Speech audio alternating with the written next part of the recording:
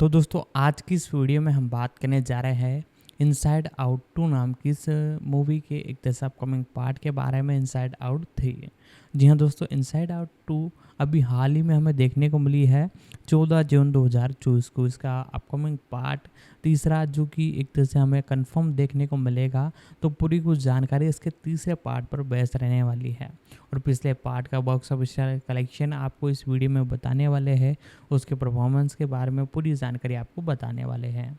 तो वीडियो को लाइक कर दीजिएगा, चैनल को सब्सक्राइब कर बेल आइकन दबाकर से ऑल पर सेट कर दीजिएगा। अब इसके बारे में हम जानना चालू करते हैं। इनसाइड आउट 3 2025 की अमेरिकी animated coming of age film है जिसका निर्माण वॉल्ट डिज्नी पिक्चर्स के लिए पिक्सर एनिमेशन स्टूडियो द्वारा किया गया है। इनसाइड आउट 2015 की अगली कड़ी यह केसी मान अपने फीचर निर्देशन में पहली बार द्वारा निर्देशित और मार्क नील्सन द्वारा निर्मित, मेग लेफ्सव और डेव होलस्टीन द्वारा लिखित पटकथा और मान और लेफ्सव द्वारा परिकल्पित कहानी से है। Amy Poehler, Phyllis Smith, Lewis Black, Diane Lane और काइल मैक्लाचलन ने पहली फिल्म से अपनी भूमिकाएं दोहराई, जिसमें माया हॉक, किंसिंगटन टाइमन, टोनी हेल, लिजा लापिरा, आयो एडेबिरी, लिली मार, ग्रेस लू, सुमाया नुरुद्दीन ग्रीन, एडेल एक्सार्टोपोलोस और पॉल वाइटर हॉसर कलाकारों में शामिल हुए। सितंबर 2022 में D23 एक्सपो के दौरान पहली बार घोषित की गई इनसाइड आउट 2 में पिक्सर के मुख्य रचनात्मक अधिकारी पीट डॉक्टर के 5 से 27 भावनाओं के विचार को दिखाया गया है, जो पहली फिल्म से है जिसे मैन ने सत्य विश्व निर्माण का उपयोग करने के लिए इसके निर्माण के दौरान पेश किया था। अपने पूर्ववर्ती की तरह प्रोडक्शन टीम ने यौवन के दौरान किशोरों की भावनाओं में कैसे बदलाव आते हैं, इसे सटीक रूप से चित्रित करने के लिए मनोवैज्ञानिकों से परामर्श किया। साथ ही आधुनिक किशोर जीवन को सटीक रूप से चित्रित करने के लिए किशोरों के एक समूह को भी शामिल किया। इनसाइड आउट 2 का प्रीमियर 10 जून 2024 को लॉस एंजल्स के एल कैपिटन थिएटर में हुआ और 14 जून को संयुक्त राज्य अमेरिका के सिनेमागृहों में रिलीज किया गया। फिल्म को आलोचकों से सकारात्मक समीक्षा मिली और इसने दुनिया भर में 1.045 बिलियन की कमाई की, जिससे यह 2024 की सबसे अधिक कमाई करने वाली फिल्म बन गई। यह एक एनिमेटेड फिल्म के लिए तीसरा सबसे बड़ा घरेलू ओपनिंग वीकेंड था और $1 बिलियन का आंकड़ा पार करने वाली सबसे तेज एनिमेटेड फिल्म बन गई। कथानक: सैन फ्रांसिस्को जाने के 2 साल बाद सी रिले, जो अब 13 साल की है, हाई स्कूल में प्रवेश लेने वाली है। उसकी व्यक्तिगत भावनाएं खुशी, दुख, डर, गुस्सा और घृणा तब से रिले के दिमाग के एक नए बने तत्व की देखरेख कर रही है, जिसे उसका सेंस ऑफ सेल्फ कहा जाता है, जिसमें ऐसी यादें और भावनाएं हैं जो रिले के विश्वासों का निर्माण करती है। सेंस ऑफ सेल्फ को केवल सकारात्मक यादों से भरने के इरादे से जॉय ने एक ऐसा तंत्र इजाद किया है जो किसी भी नकारात्मक यादों को रिले के दिमाग के पीछे भेज देता है। रिले और उसकी सबसे अच्छी दोस्त ब्री और ग्रेस को एक वीकेंड आइस हॉकी कैंप में आमंत्रित किया जाता है, जहां रिले को अपने स्कूल की टीम फायरहॉक्स के लिए क्वालिफाई करने की उम्मीद है। कैंप से एक रात पहले एक प्यूबर्टी अलार्म बजता है। भावनाओं को पता चलता है कि रिले कंसोल पर उनके द्वारा दिए गए किसी भी इनपुट पर बेतहाशा प्रतिक्रिया करता है। 4 नई भावनाएं भी मुख्यालय में आती है और अपना परिचय देती है: चिंता, ईर्ष्या, शर्मिंदगी और ऊब। हालांकि शुरू में दोस्ताना, नई और पुरानी भावनाएं अपने दृष्टिकोण को लेकर टकराती है। विशेष रूप से जॉय को लगता है कि रिले को कैंप में मौजमस्ती करने पर ध्यान देना चाहिए, जबकि चिंता चाहती है कि रिले टीम में जगह बनाए और नए दोस्त बनाए, खासकर यह जानने के बाद कि ब्री और ग्रेस एक अलग हाई स्कूल में जाएंगी। जॉय के नेतृत्व में रिले अनजाने में शिविरार्थियों को शिविर के सख्त निर्देशक कोच रॉबर्ट्स द्वारा सामूहिक रूप से दंडित करवा देता है, यह महसूस करते हुए कि रिले को पुराने खिलाड़ियों के साथ तालमेल बिठाने के लिए अपने व्यक्तित्व को बदलने की जरूरत है। एंजाइटी रिले के दिमाग के पिछले हिस्से में सेंस ऑफ सेल्फ को डाल देती है और पुरानी भावनाओं को कैद करके मेमोरी वॉल्ट में डाल देती है। वह और अन्य नई भावनाएं फिर नकारात्मक यादों का उपयोग करके एक नए चिंता केंद्रित सेंस ऑफ सेल्फ का निर्माण करती है और रिले को लोकप्रिय हॉकी खिलाड़ी वेल ऑर्टिज के साथ दोस्ती करने के लिए प्रोत्साहित करती है, जिससे ब्री और ग्रेस के साथ उसकी दोस्ती और भी खराब हो जाती है। पुरानी भावनाएं वॉल्ट से बाहर निकल जाती है और अलग हो जाती है। सैडनेस हेडक्वार्टर में वापस जाने के लिए एक रिकॉर्ड ट्यूब का उपयोग करती है, जबकि अन्य रिले के दिमाग के पिछले हिस्से में जाकर उसकी पुरानी सेंस ऑफ सेल्फ को वापस लाती है। जब रिले कोच रॉबर्ट्स के दफ्तर में घुस जाती है और रॉबर्ट्स की नोटबुक से पता लगाती है कि वह रिले को फायरहॉक बनने के लिए तैयार नहीं मानती है, तो एंजाइटी आगे नियंत्रण लेने का फैसला करती है। पुरानी भावनाएं रिले के दिमाग में वापस आ जाती है और जॉय के तंत्र द्वारा जमा की गई बुरी यादों का पहाड़ ढूंढ लेती है। वे रिले की सेंस ऑफ सेल्फ को पुनः प्राप्त करते हैं और समय पर वापस जाने का कोई और रास्ता न होने के कारण बुरी यादों का एक हिमस्खलन पैदा करते हैं जो उन्हें वापस मुख्यालय ले जाता है, जहां यादें रिले की सेंस ऑफ सेल्फ में फैल जाती है। एंग्जाइटी यह जानकर हैरान रह जाती है कि अपने इरादों के बावजूद उसने नई सेंस ऑफ सेल्फ को आत्मसंदेह में बदल दिया है, जिसके कारण वह एक महत्वपूर्ण हॉकी खेल के दौरान रिले को बेतहाशा नियंत्रित करती है। इसका नतीजा यह होता है कि रिले खराब प्रदर्शन करती है और गलती से ग्रेस को चोट पहुंचा देती है, जिसके कारण उसे पेनल्टी बॉक्स में भेज दिया जाता है। भयभीत, एक उन्मत्त एंग्जाइटी एक अंधा कर देने वाले बवंडर में कंसोल को घेर लेती है, जिससे अभिभूत रिले को घबराहट का दौरा पड़ता है। पुरानी भावनाएं अंतः मुख्यालय में वापस लौट आती है और जॉय चिंता को आश्वस्त करती है कि उसे बेहतर भविष्य के लिए रिले को बदलने की जरूरत नहीं है। चिंता शांत हो जाती है और मूल सेंस ऑफ सेल्फ को फिर से स्थापित किया जाता है, लेकिन हमला जारी रहता है। पश्चाताप करने वाली चिंता के यह स्वीकार करने के बाद कि वह यह निर्धारित नहीं कर सकती कि रिले कौन है, जॉय को एहसास होता है कि वही उसी तरह उस पर भी लागू होता है। वह फिर से पहली सेंस ऑफ सेल्फ को हटा देती है, जिससे रिले की सकारात्मक और नकारात्मक यादों से एक नई, जटिल और बदलती सेंस ऑफ सेल्फ का निर्माण होता है। साथ में भावनाएं इस तीसरी सेंस ऑफ सेल्फ को स्वीकार करती है और गले लगाती है, जिससे आखिरकार रिले शांत हो जाती है और ब्री और ग्रेस के साथ सामंजस्य बिठा लेती है। कंसोल सीधे जॉय को बुलाता है, जो कमान संभालती है और रिले को खुशी खुशी गेम खत्म करने में मदद करती है। रिले हाई स्कूल में वेल और दूसरे फायरहॉक्स की दोस्त बन जाती है, जबकि वह खुद के प्रति सच्ची रहती है और ब्री और ग्रेस के साथ अपनी दोस्ती बनाए रखती है। अब शांति से रहते हुए भावनाओं की पहली और दूसरी पीढ़ी रिले की रक्षा के लिए मिलकर काम करती है। रिले यह देखने के लिए अपना फोन चेक करती है कि क्या उसे फायरहॉक्स में भर्ती किया गया था, और गर्व से मुस्कुराती हुई खुद को आईने में देखती है। आवाज कास्ट, एमी पोहलर जॉय के रूप में, एक पीली भावना जो अक्सर रिले के भावनात्मक जीवन में अग्रणी भूमिका निभाती है और किसी भी ऐसे प्रभाव को स्वीकार करने में अनिच्छुक होती है जो रिले की खुशी को कम कर सकता है। 5. माया हॉक, चिंता के रूप में, एक नई नारंगी भावना जो हर स्थिति को भयावह बना देती है, जिसका घोषित उद्देश्य रिले के लिए बुरे परिणामों को टालना है। 5. केंसिंगटन टैलमैन, रिले एंडरसन के रूप में, एक 13 वर्षीय लड़की जिसके दिमाग में भावनाएं रहती है। 6. लिजा लापिरा, घृणा के रूप में, एक हरा भाव जो आंतरिक घृणा के साथ साथ शरीर की भाषा पर प्रतिक्रिया करने जैसी सहज प्रतिक्रियाओं से निपटता है। 5. टोनी हेल, डर के रूप में, एक बैंगनी भावना जो रिले को भौतिक दुनिया में खतरों से बचाने के लिए जिम्मेदार है। 5. लुइस ब्लैक, क्रोध के रूप में, एक लाल भावना जो रिले के हॉकी खेल के पहलुओं को भी नियंत्रित करती है जब वह आक्रामक रूप से खेलती है। 5. फिलिस स्मिथ, उदासी के रूप में, एक नीली भावना जो रिले को परेशान करने वाले अनुभवों से निपटने में मदद करती है। 5. आयो एडेबिरी, ईर्ष्या के रूप में, एक नई सियान भावना जो रिले को दूसरों के पास जो है उसे पाने के लिए प्रेरित करती है। 6. लिलीमार वैलेंटिना, वैल ऑर्टिज के रूप में, रिले के हाई स्कूल में एक लोकप्रिय हॉकी खिलाड़ी। 6. ग्रेस लू, ग्रेस के रूप में, रिले की दोस्त। 7. सुमाया नूरुद्दीन, ग्रीन ब्री के रूप में, रिले की दोस्त। 7. एडेल एक्सार्चोपोलोस, एनुई के रूप में, एक फ्रांसीसी उच्चारण के साथ एक नई इंडिगो भावना जो रिले की बोरियत को व्यक्त करती है और व्यंग्य, दिखावटी उदासीनता या मौन प्रतिक्रियाओं के साथ असहज स्थितियों को भी विचलित करती है। 6. डायने लिन, श्रीमती एंडरसन, रिले की माँ। 5. कायल मैक्लाचलन, मिस्टर एंडरसन, रिले के पिता। 5. पॉल वाइटर हॉसर, शर्मिंदगी के रूप में, एक नई गुलाबी भावना जो रिले की शर्मिंदगी के जवाब में एक हुडी के अंदर अपना चेहरा छुपाता है। 6. येवेडे निकोल ब्राउन, कोच रॉबर्ट्स के रूप में, एक हॉकी कोच और ग्रीष्मकालीन हॉकी शिविर के प्रमुख। 6. रॉन फंचेस, ब्लूफी के रूप में, रिले के पसंदीदा बचपन के टीवी शो का एक पात्र। वह ब्लूज क्लूज या डोरा द एक्सप्लोरर जैसे इंटरेक्टिव बच्चों के शो के होस्ट के समान है। लॉन्स स्लैशब्लेड के रूप में, योंगी, एक वीर वीडियो गेम चरित्र जिसके साथ रिले छोटी उम्र में मोहित हो गई थी। वह फाइनल फैंटेसी 7 के क्लावर स्ट्राइफ के चरित्र के समान है। जेम्स ऑस्टिन जॉनसन, पाउची के रूप में, एक बात करने वाला पाउच जो डोरा द एक्सप्लोरर से बैकपैक और मिकी माउस क्लब हाउस से टूडल्स के समान है। Steve Purcell, deep dark secret के रूप में। 10. डेव गोयल्ज, माइंड कॉप फ्रैंक के रूप में। 10. किर्क थैचर, फोरमैन के रूप में। 10. फ्रैंक ओज, माइंड कॉप डेव के रूप में। 10. पाउला पेल, मॉम्स एंगर के रूप में। 6. 11.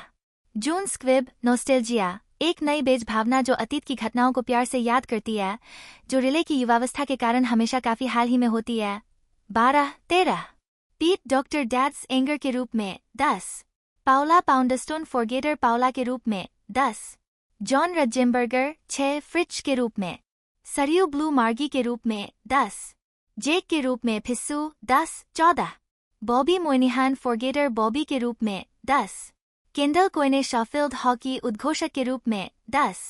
इसके अतिरिक्त टेलीविजन व्यक्तित्व सैम थॉम्पसन ने फिल्म के यूके संस्करण में सिक्योरिटी मैन सैम के रूप में कैमियो किया, एक ऐसा चरित्र जो खुद को भावनाओं के साथ पीछा करते हुए पाता है।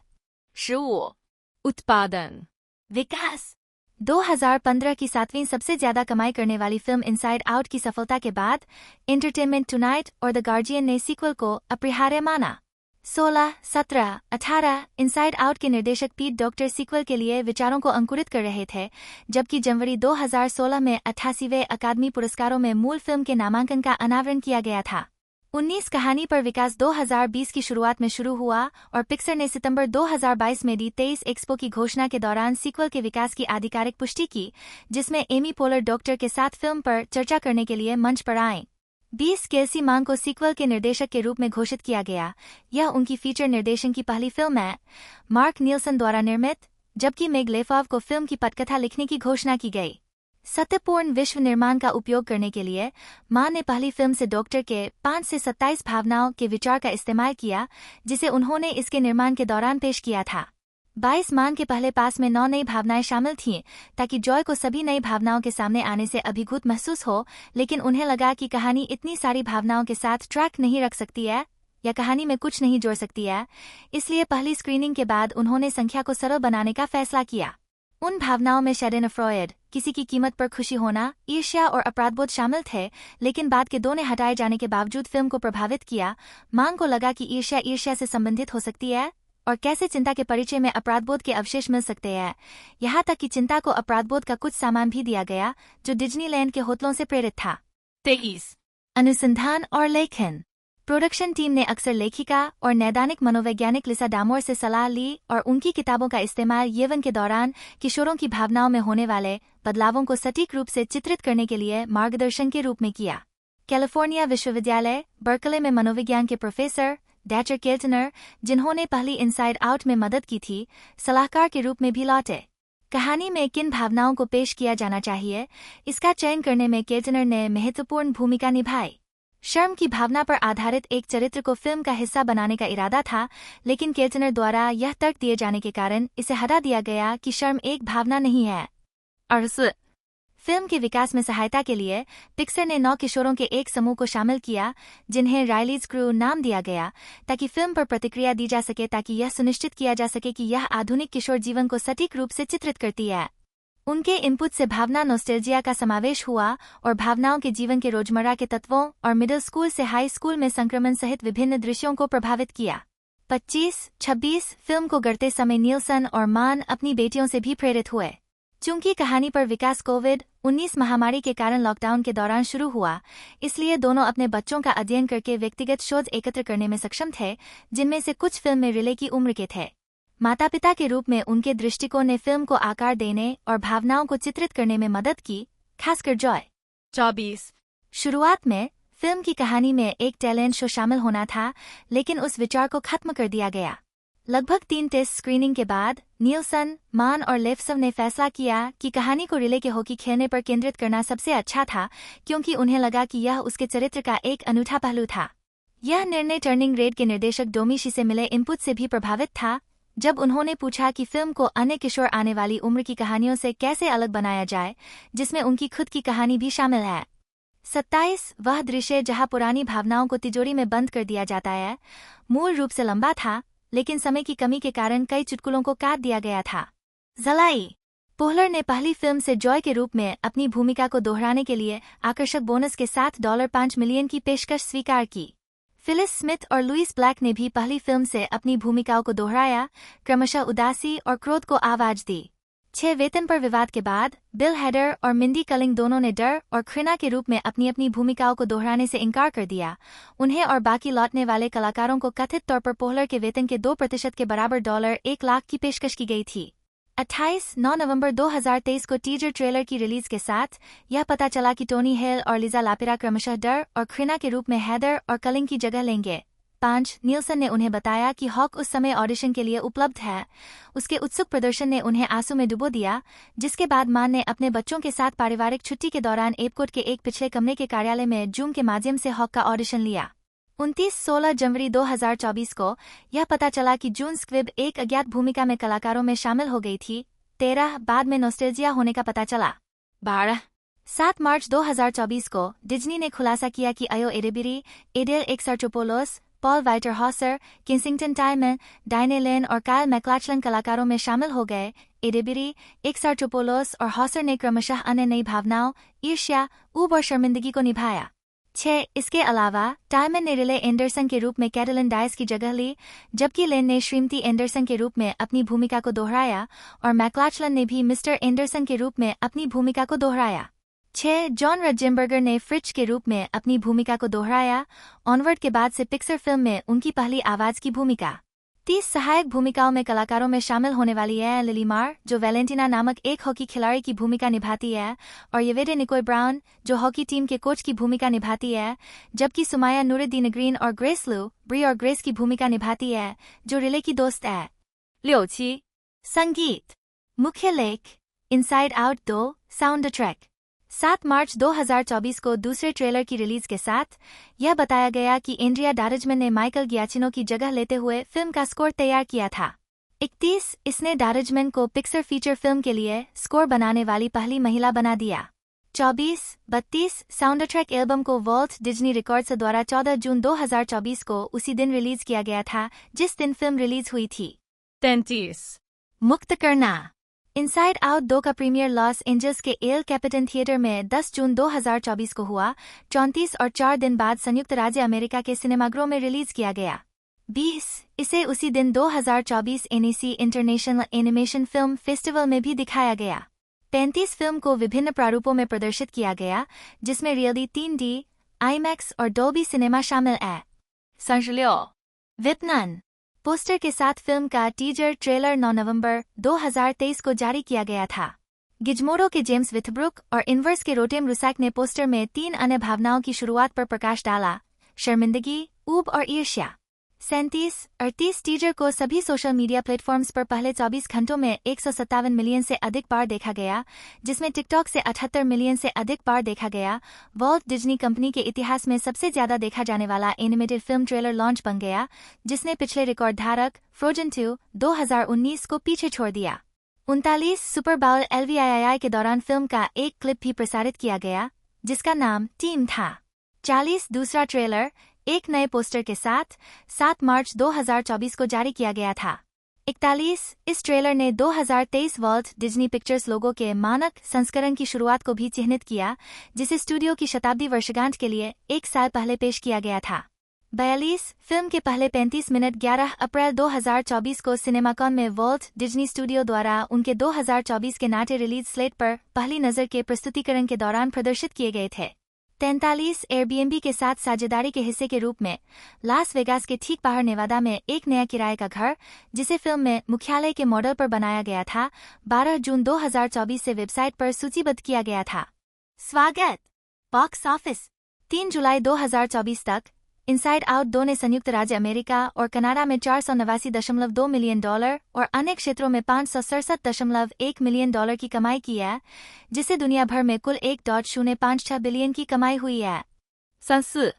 200 मिलियन के बजट पर इनसाइड आउट 2 को शुरू में अपने घरेलू शुरुआती सप्ताहांत में 80 से 90 मिलियन की कमाई करने का अनुमान था। $100 मिलियन से कम के उद्योग अनुमान आंशिक रूप से इस धारणा के कारण थे कि आम दर्शक सिनेमाघरों में लौटने से हिचकिचा रहे थे। पिक्सर फिल्मों सोल 2020, लुका 2021 और टर्निंग रेड 2022 की डिज्नी प्लस पर डायरेक्ट टू स्ट्रीमिंग रिलीज, 2022 में बॉक्स ऑफिस पर पिक्सर की लाइटईयर का खराब प्रदर्शन और 2024 में कई फिल्मों के बॉक्स ऑफिस के नतीजे खराब रहे। 46 अपने पहले दिन $63.6 मिलियन कमाने के बाद 47 जिसमें गुरुवार रात के पूर्वावलोकन से अनुमानित $13 मिलियन शामिल थे, सप्ताहांत के लिए अनुमानों को बढ़ाकर 140 से 150 मिलियन कर दिया गया। 48 इसने 4,440 सिनेमाघरों से घरेलू स्तर पर $154.2 मिलियन और 38 अंतर्राष्ट्रीय बाजारों से अनुमानित $140 मिलियन की कमाई की, जिससे दुनिया भर में $294.2 मिलियन की शुरुआत हुई, जो पिक्सर के इतिहास में सबसे अधिक है। 49十 संयुक्त राज्य अमेरिका और कनाडा में $154.2 मिलियन का ओपनिंग वीकेंड 2024 का सर्वश्रेष्ठ था, जिसने ड्यून पार्ट 2 $82.5 मिलियन और Godzilla x Kong the new empire $80 million को पीछे छोड़ दिया, और यह $100 मिलियन से ऊपर ओपन करने वाली वर्ष की पहली फिल्म बन गई। और पिक्सर की अपनी इनक्रेडिबल्स 2 2018 $182.7 मिलियन और डिज्नी की द लायन किंग 2019 $191.7 मिलियन के बाद एक एनिमेटेड फिल्म के लिए तीसरी सर्वश्रेष्ठ फिल्म बन गई। यह द लायन किंग, इनक्रेडिबल्स 2 और beauty and the beast $174 million के बाद पीजी फिल्म के लिए चौथी सर्वश्रेष्ठ ओपनिंग भी थी। कुल मिलाकर $12.53 और बच्चों के लिए $10.36 की औसत टिकट कीमत के साथ 12 मिलियन फिल्म देखने वालों ने इसके पहले सप्ताहांत में फिल्म देखी। यह पूरे दिन जोरदार तरीके से चला। दोपहर 1 बजे से पहले 22% दर्शक आए, दोपहर 1 बजे से शाम 5 बजे के बीच 35%, शाम 5 बजे से शाम 8 बजे के बीच 26% और रात 8 बजे के बाद 17%। इसे अपने बहुसांस्कृतिक आकर्षण, शुरुआती सप्ताहांत के दर्शकों में से 36% हिस्पैनिक और लैटिनो थे के कारण पर्याप्त वॉकअप व्यवसाय का लाभ मिला। आईमैक्स और प्रीमियम लार्ज फॉर्मेट PLF से 43% आय हुई, जबकि 14% 3D शो से आए। 48, 49, 51 फिल्म ने सप्ताह के दिनों में गति पाए, जिससे इसकी 7 दिवसीय कुल कमाई $255.2 मिलियन हो गए और इसने कई बॉक्स ऑफिस मील के पत्थर हासिल किए। 54, जिसमें पिक्सर फिल्म के लिए दूसरा सबसे ज्यादा कमाई करने वाला पहला सोमवार $22.4 मिलियन पर। 55, 56 एनिमेटेड फिल्म के लिए सबसे ज्यादा कमाई करने वाला पहला मंगलवार $28.8 मिलियन पर। 57, 58 Star Wars the Force Awakens 2015 $38 million और Star Wars the Rise of Skywalker 2019 $32.2 million के बाद तीसरा सबसे बड़ा नॉन ओपनिंग बुधवार शामिल है, जो 2021 में शुरू होने के बाद से जूनटेन संघीय अवकाश के लिए रिकॉर्ड के रूप में दोगुना हो गया। $30.1 मिलियन पर 59, 60 और पिक्सर फिल्म के लिए सबसे ज्यादा कमाई करने वाला पहला गुरुवार $19.6 मिलियन पर।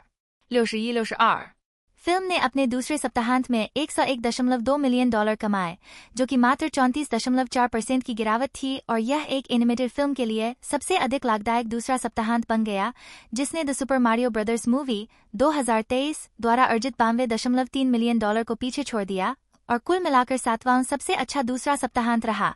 डेडलाइन हॉलीवुड ने इस उपलब्धि का श्रेय बारिश और गर्म लहरों को दिया, जिसने लोगों को वातानुकूलित सिनेमाघरों में जाने के लिए प्रेरित किया। 63, 64 इसने नवागंतुक ए क्वाइट प्लेस डे 1 को अपने तीसरे सप्ताहांत में $57.5 मिलियन के साथ बॉक्स ऑफिस पर शीर्ष पर रहने के लिए हराया। 65, 66 30 जून 2024 को फिल्म ने दुनिया भर में $1 बिलियन की सीमा पार कर ली। अहमियत भरा जवाब। समीक्षा एग्रीगेटर वेबसाइट रॉटन टोमाटोज पर 276 आलोचकों की 90% समीक्षाएं सकारात्मक है, जिनकी औसत रेटिंग 7.5/10 है। वेबसाइट की आम सहमति पड़ती है, किशोरों के गुस्से की जुड़ियों के साथ चीजों को मसालेदार बनाते हुए इनसाइड आउट 2 अपने पूर्ववर्ती की भावनात्मक बुद्धिमत्ता को जीकर दिमाग को साफ करता है और दिल को गर्म करता है। 68 मेटाक्रिटिक, जो भारत औसत का उपयोग करता है, ने 59 आलोचकों के आधार पर फिल्म को 100 में से 73 का स्कोर दिया, जो आमतौर पर अनुकूल समीक्षाओं को दर्शाता है। 69 सिनेमास्कोर द्वारा सर्वेक्षण किए गए दर्शकों ने फिल्म को A+ से F के पहली फिल्म के समान पर A का औसत ग्रेड दिया, जबकि पोस्टरट्रैक द्वारा सर्वेक्षण किए गए लोगों ने फिल्म को 5 में से 4.5 स्टार दिए, जिसमें 71% ने कहा कि वे निश्चित रूप से इसकी सिफारिश करेंगे। 48 सिएटल टाइम्स की मोइरा मैकडोनाल्ड ने फिल्म को 3 पुरस्कार दिए, +4 में से 1-2 स्टार, वॉइस कास्ट और फिल्म की सराहना करते हुए इसे किसी भी उम्र के लिए एक सुखद यात्रा बताया। 70 द डेली टेलीग्राफ के रॉबी कॉलिन ने फिल्म को 5 में से 4 स्टार दिए, एनिमेशन, रूप को और बुद्धि की प्रशंसा करते हुए कहा कि डॉक्टर के मूल आधार की कास्टायरन ऑन्टोलॉजिकल प्रतिभा विस्तार को अच्छी तरह से दर्शाती है। 71 वैरायटी के ओवेन ग्लीबरमैन ने एंग्जाइटी के रूप में हॉक के प्रदर्शन और फिल्म के भावनात्मक प्रभाव की प्रशंसा की, इसे 8वीं कक्षा के बाद से शुरुआती किशोरावस्था की पहेलियों की सबसे मार्मिक रूप से बोधगम्य कहानी कहा। 72 इंडीवायर के डेविड एयरलिच ने फिल्म को C रेटिंग दी, जिसमें लिखा था कि फिल्म पिक्सर के बक्से को इस तरह से पूरी तरह से टिक करती है कि इसकी कहानी कहने की ईमानदारी को इसके अस्तित्व की निंदकता के साथ एक हारने वाली लड़ाई में मजबूर कर देती है। 9 टिप्पणियाँ माइकल गियाचिनो द्वारा मूल inside out theme Walt Disney pictures banner के माध्यम से Walt Disney studio motion pictures द्वारा वितरित इनसाइड आउट 2015 में दर्शाया गया है। यह अस्पष्ट है कि रिले को स्वीकार किया गया या नहीं। फिल्म के बॉक्स ऑफिस की रिपोर्टिंग करने वाले कई प्रकाशनों ने लायन किंग को लाइव एक्शन के रूप में सूचीबद्ध किया। 48-51 फोटोरियलिस्टिक होने के बावजूद the lion king computer animated था। किल्सी मान एक अमेरिकी फिल्म निर्देशक और स्टोरी बोर्ड कलाकार है। उन्हें Pixar animated film inside out 2024 के निर्देशन के लिए जाना जाता है। प्रारंभिक जीवन और शिक्षा मान ने 1993 में बर्न्सविले हाई स्कूल से स्नातक की उपाधि प्राप्त की। उन्होंने उत्तरी मिशिगन विश्वविद्यालय में दाखिला लिया, जहां उन्होंने 1998 में ललित कला चित्रण में स्नातक की उपाधि प्राप्त की। 2 केयर मान ने कार्टून नेटवर्क से अपना करियर शुरू किया, जहां उन्होंने Duck Dodgers, Megas XLR, My Gym Partner's a Monkey, Foster's Home for Imaginary फ्रेंड्सा और Star Wars the Clone Wars में स्टोरीबोर्ड कलाकार के रूप में काम किया। 2009 में पिक्सर में शामिल होने से पहले 4 जहां उन्होंने monsters university the good dinosaur film की कहानी का सहलेखन भी किया और ऑनवर्ड के लिए एक कहानी पर्यवेक्षक के रूप में शुरुआत की। 5-6 उन्होंने शॉर्ट फिल्म पार्टी सेंट्रल के साथ अपना निर्देशन पदार्पण किया, जिसे उन्होंने मॉन्स्टर्स यूनिवर्सिटी के तुरंत बाद लिखा भी था। सितंबर 2022 में D23 एक्सपो घोषणा के दौरान मान को फीचर फिल्म इनसाइड आउट 2 का निर्देशन करने की घोषणा की गई, जो 2015 की फिल्म इनसाइड आउट की अगली कड़ी के रूप में काम करती है। पीट डॉक्टर की जगह लेती है, जो फिल्म के कार्यकारी निर्माता है, जिसे 14 जून 2024 को रिलीज किया गया था। मेग लेफ्सर जन्म 19 अक्टूबर 1969, एक अमेरिकी पटकथा लेखक और फिल्म निर्माता है। उन्हें पिक्सर एनिमेटेड फिल्मों इनसाइड आउट 2015 और इसके सीक्वल इनसाइड आउट 2024 और द गुड डायनासोर 2015 के लिए पटकथा लिखने के लिए जाना जाता है, जिनमें से पहली को सर्वश्रेष्ठ मूल पटकथा के लिए अकादमी पुरस्कार के लिए नामांकित किया गया था। प्रारंभिक जीवन लेफ्थव का पालन पोषण वॉरेन, ओहियो में हुआ और उन्होंने सिरेक्यूज विश्वविद्यालय में पढ़ाई की। केयर लेफव ने अपने फिल्मी करियर की शुरुआत एक पिक्चर्स, जोडी फोस्टर की फिल्म कंपनी के अध्यक्ष और निर्माता के रूप में की थी। उस समय के दौरान लेफव ने ऐसी फिल्में बनाई जिन्हें एमी, गोल्डन ग्लोब के लिए नामांकित किया गया था और जेन एंडरसन की showtime film the baby dance के लिए उन्हें पीबडी से सम्मानित किया गया था। लेफव ने एक पिक्चर्स के लिए the dangerous lives of alter boys का निर्माण किया। कीरन कल्किन, जोडी फोस्टर और विंसेंट डिनफ्रियो अभिनीत इस फिल्म को शानदार समीक्षा मिली और इसने 2003 में सर्वश्रेष्ठ प्रथम फीचर के लिए इंडिपेंडेंट स्पिरिट अवार्ड जीता। लेफव मेरिल स्ट्रीप की राइटर लैब में मेंटर थी और वर्तमान में Screen New South Wales, Screen Australia और फिल्म विक्टोरिया की सलाहकार है। उन्होंने संडांस क्रिएटिव प्रोड्यूसर लैब में मेंटरिंग किया और सिनेस्टोरी स्क्रिप्ट सेशन में बोर्ड सदस्य और रिटर्निंग प्रतिभागी है। लेफव ने AFI में पढ़ाया है और UCLA के school of film and television में ग्रेजुएट प्रोड्यूसर्स प्रोग्राम की सहाध्यक्ष के रूप में काम किया है, जहां उन्होंने 7 साल से अधिक समय तक मास्टर लेवल स्टोरी और डेवलपमेंट क्लासेस पढ़ाई है। लेफव को समय पर सेमिनार देने के लिए भी जाना जाता है। उन्हें पिक्सर की इनसाइड आउट 2015 की पटकथा के सहलेखन के लिए सर्वश्रेष्ठ मूल पटकथा के लिए अकादमी पुरस्कार के लिए नामांकित किया गया था और सीक्वल इनसाइड आउट 2024 के लिए डेव होलस्टीन के साथ पटकथा का सहलेखन करने के लिए वापस लौटीं। 3, 4, 5 उन्हें द बेबी डांस के निर्माण के लिए 1999 में प्राइम टाइम एमी अवार्ड्स के लिए नामांकित किया गया था। 6 उन्होंने 2002 की film the dangerous lives of alter boys का भी निर्माण किया। 7 उन्होंने एक और Pixar film the good dinosaur 2015 की पटकथा भी लिखी, जिसे गोल्डन ग्लोब के लिए नामांकित किया गया था। लेफव को live action Captain Marvel movie 2019 पर स्टोरी बाय क्रेडिट मिला। Podcast Meg LeFauve podcast the screen writing life with Meg LeFauve और लोरियन मैकेना की सहमेजबानी करती है। 9 लेखक लोरियन मैकेना और निर्माता जेफरी क्रेन ग्राहम द्वारा सहोस्ट किया गया यह शो पटकथा लेखन में करियर बनाने की कला और कलात्मक यात्रा दोनों को उजागर करने के लिए समर्पित है। विशेष अतिथियों में Ed Solomon, Anne Lamott, Mike Jones और बोनी कर्टिस शामिल है। शो को फीडरस्पॉट के शीर्ष 25 स्क्रीन राइटिंग पॉडकास्ट में से एक के रूप में उद्धृत किया गया था, जिसे आपको 2021 में अवश्य फॉलो करना चाहिए। 10 फिल्मकॉन के शीर्ष 10 अनुशंसित फिल्म निर्माण पॉडकास्ट।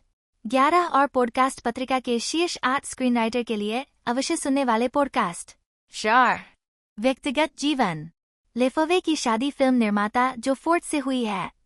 एमी पोहलर बटा POLR बटा POHLR, जन्म 16 सितंबर 1971, एक अमेरिकी अभिनेत्री और हास्य कलाकार है। 1990 के दशक की शुरुआत में शिकागो के सेकंड सिटी और इम्प्रोव ओलंपिक में इम्प्रोव का अध्ययन करने के बाद पोहलर ने इम्प्रोवाइजेशन कॉमेडी मंडली अपराइट सिटीजन्स ब्रिगेड की सह स्थापना की।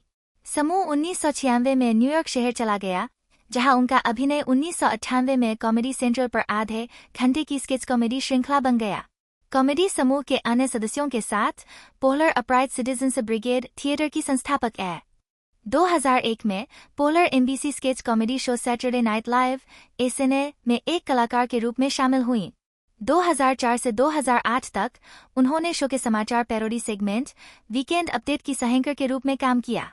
पोहलर ने सिटकॉम पार्क्स एंड रिक्रिएशन में लेस्ली नोप की भूमिका निभाने के लिए अपने 8वें सीजन के बीच में ही SNL छोड़ दिया, जिसका निर्माण उन्होंने 2015 तक किया और उसमें अभिनय किया। पोहलर ने television series Welcome to Sweden, Broad City, Difficult People, Duncanville, 3 Busy Debra और रशियन डॉल में एक कार्यकारी निर्माता के रूप में काम किया। वह अक्सर SNL पर टीना फे के साथ काम करती थीं और बाद में उनके साथ फीचर फिल्मों मीन गर्ल्स 2004, बेबी मामा 2008, सिस्टर्स 2015 और वाइन कंट्री 2019 में अभिनय किया। फे और पोहलर ने वर्ष 2013, 2014, 2015 और 2021 में 4 बार गोल्डन ग्लोब अवार्ड्स की मेजबानी की। पोहलर ने एनिमेटेड फिल्मों Shrek the Third 2007, Horton Hears a Who के लिए आवाज अभिनय भूमिकाएं भी प्रदान की। 2008 मॉन्स्टर्स बनाम एलियंस 2009। 2015 में पोहलर को टेलीविजन में उनके योगदान के लिए हॉलीवुड वॉक ऑफ फेम पर 1 स्टार मिला।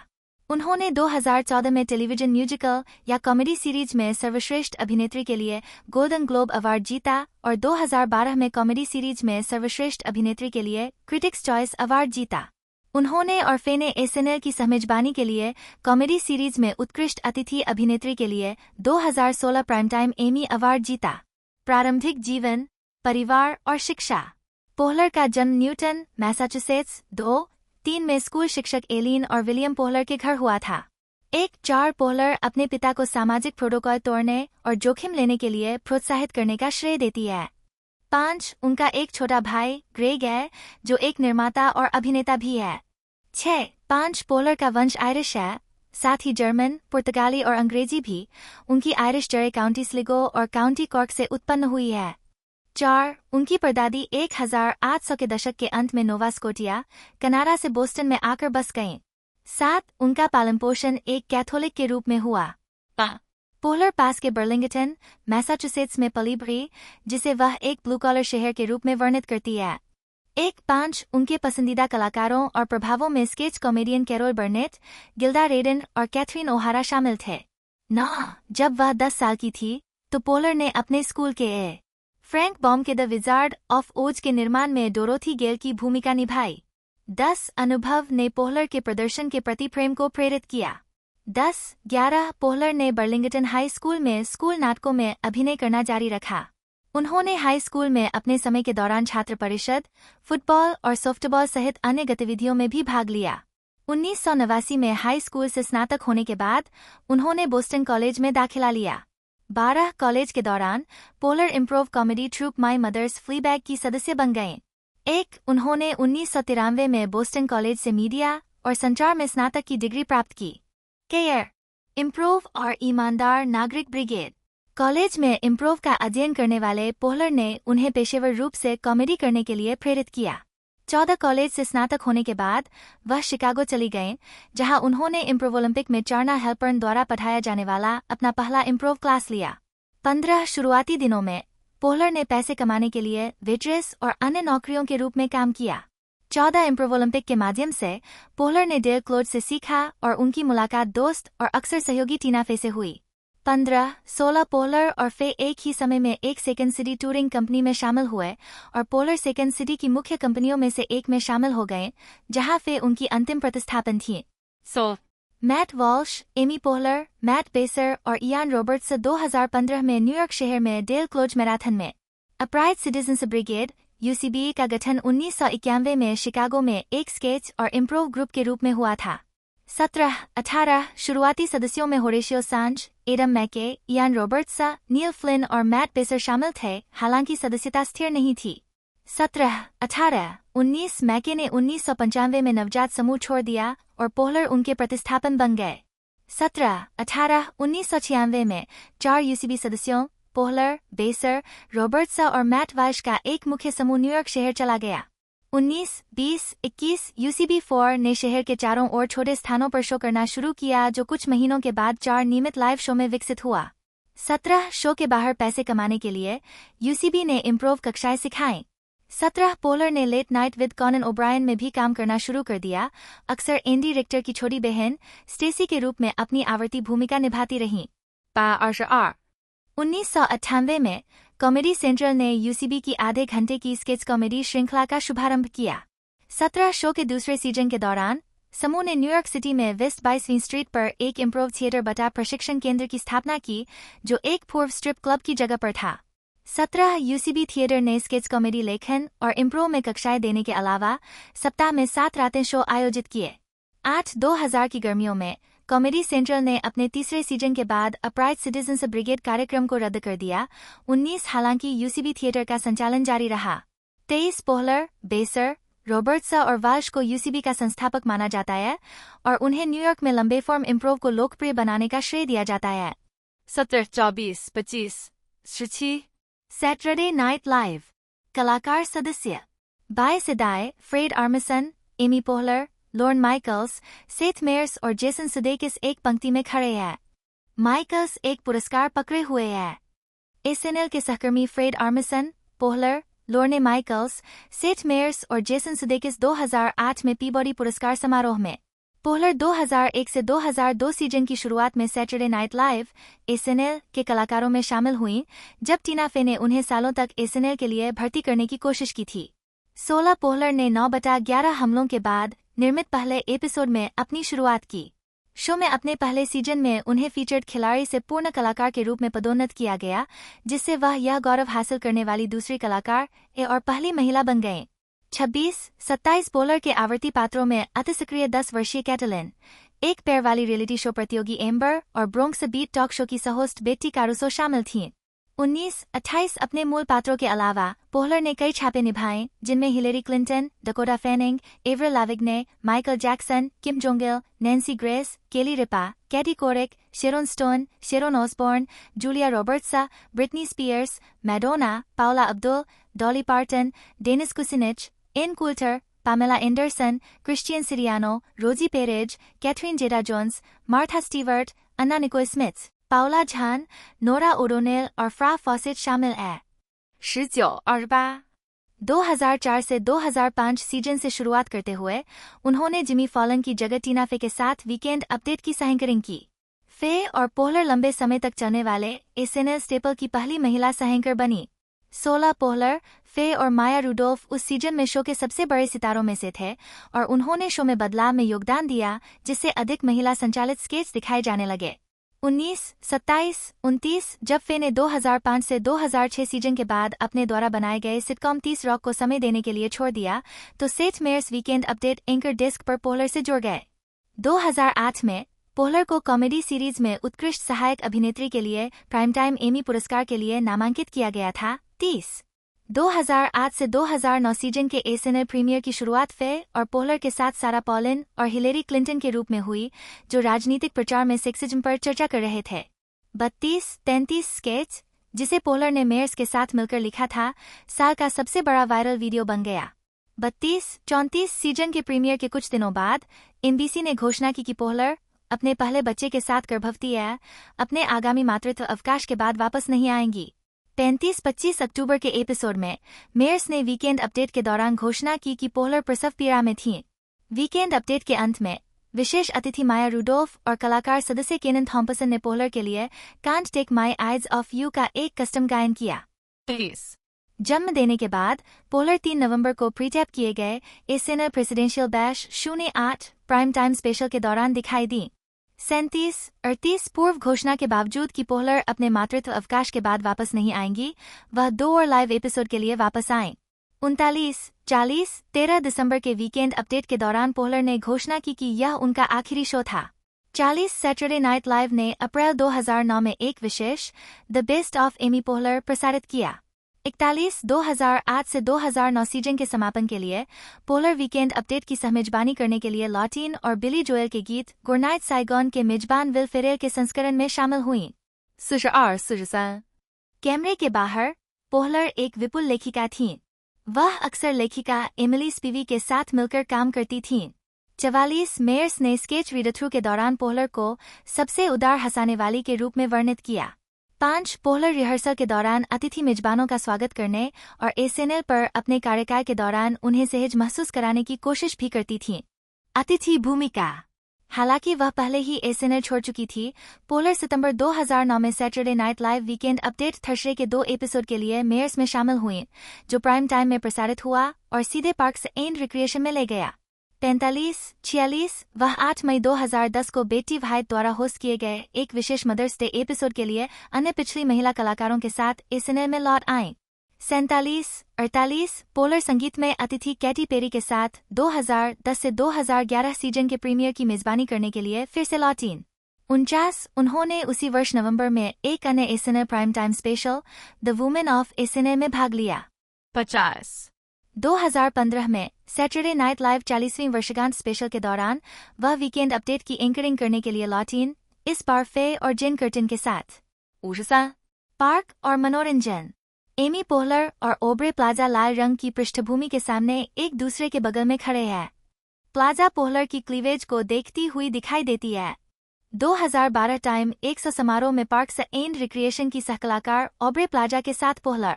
द ऑफिस की सफलता के बाद एनबीसी ने निर्माता ग्रेग डेनियल और माइकल शूर से एक नई श्रृंखला का आदेश दिया।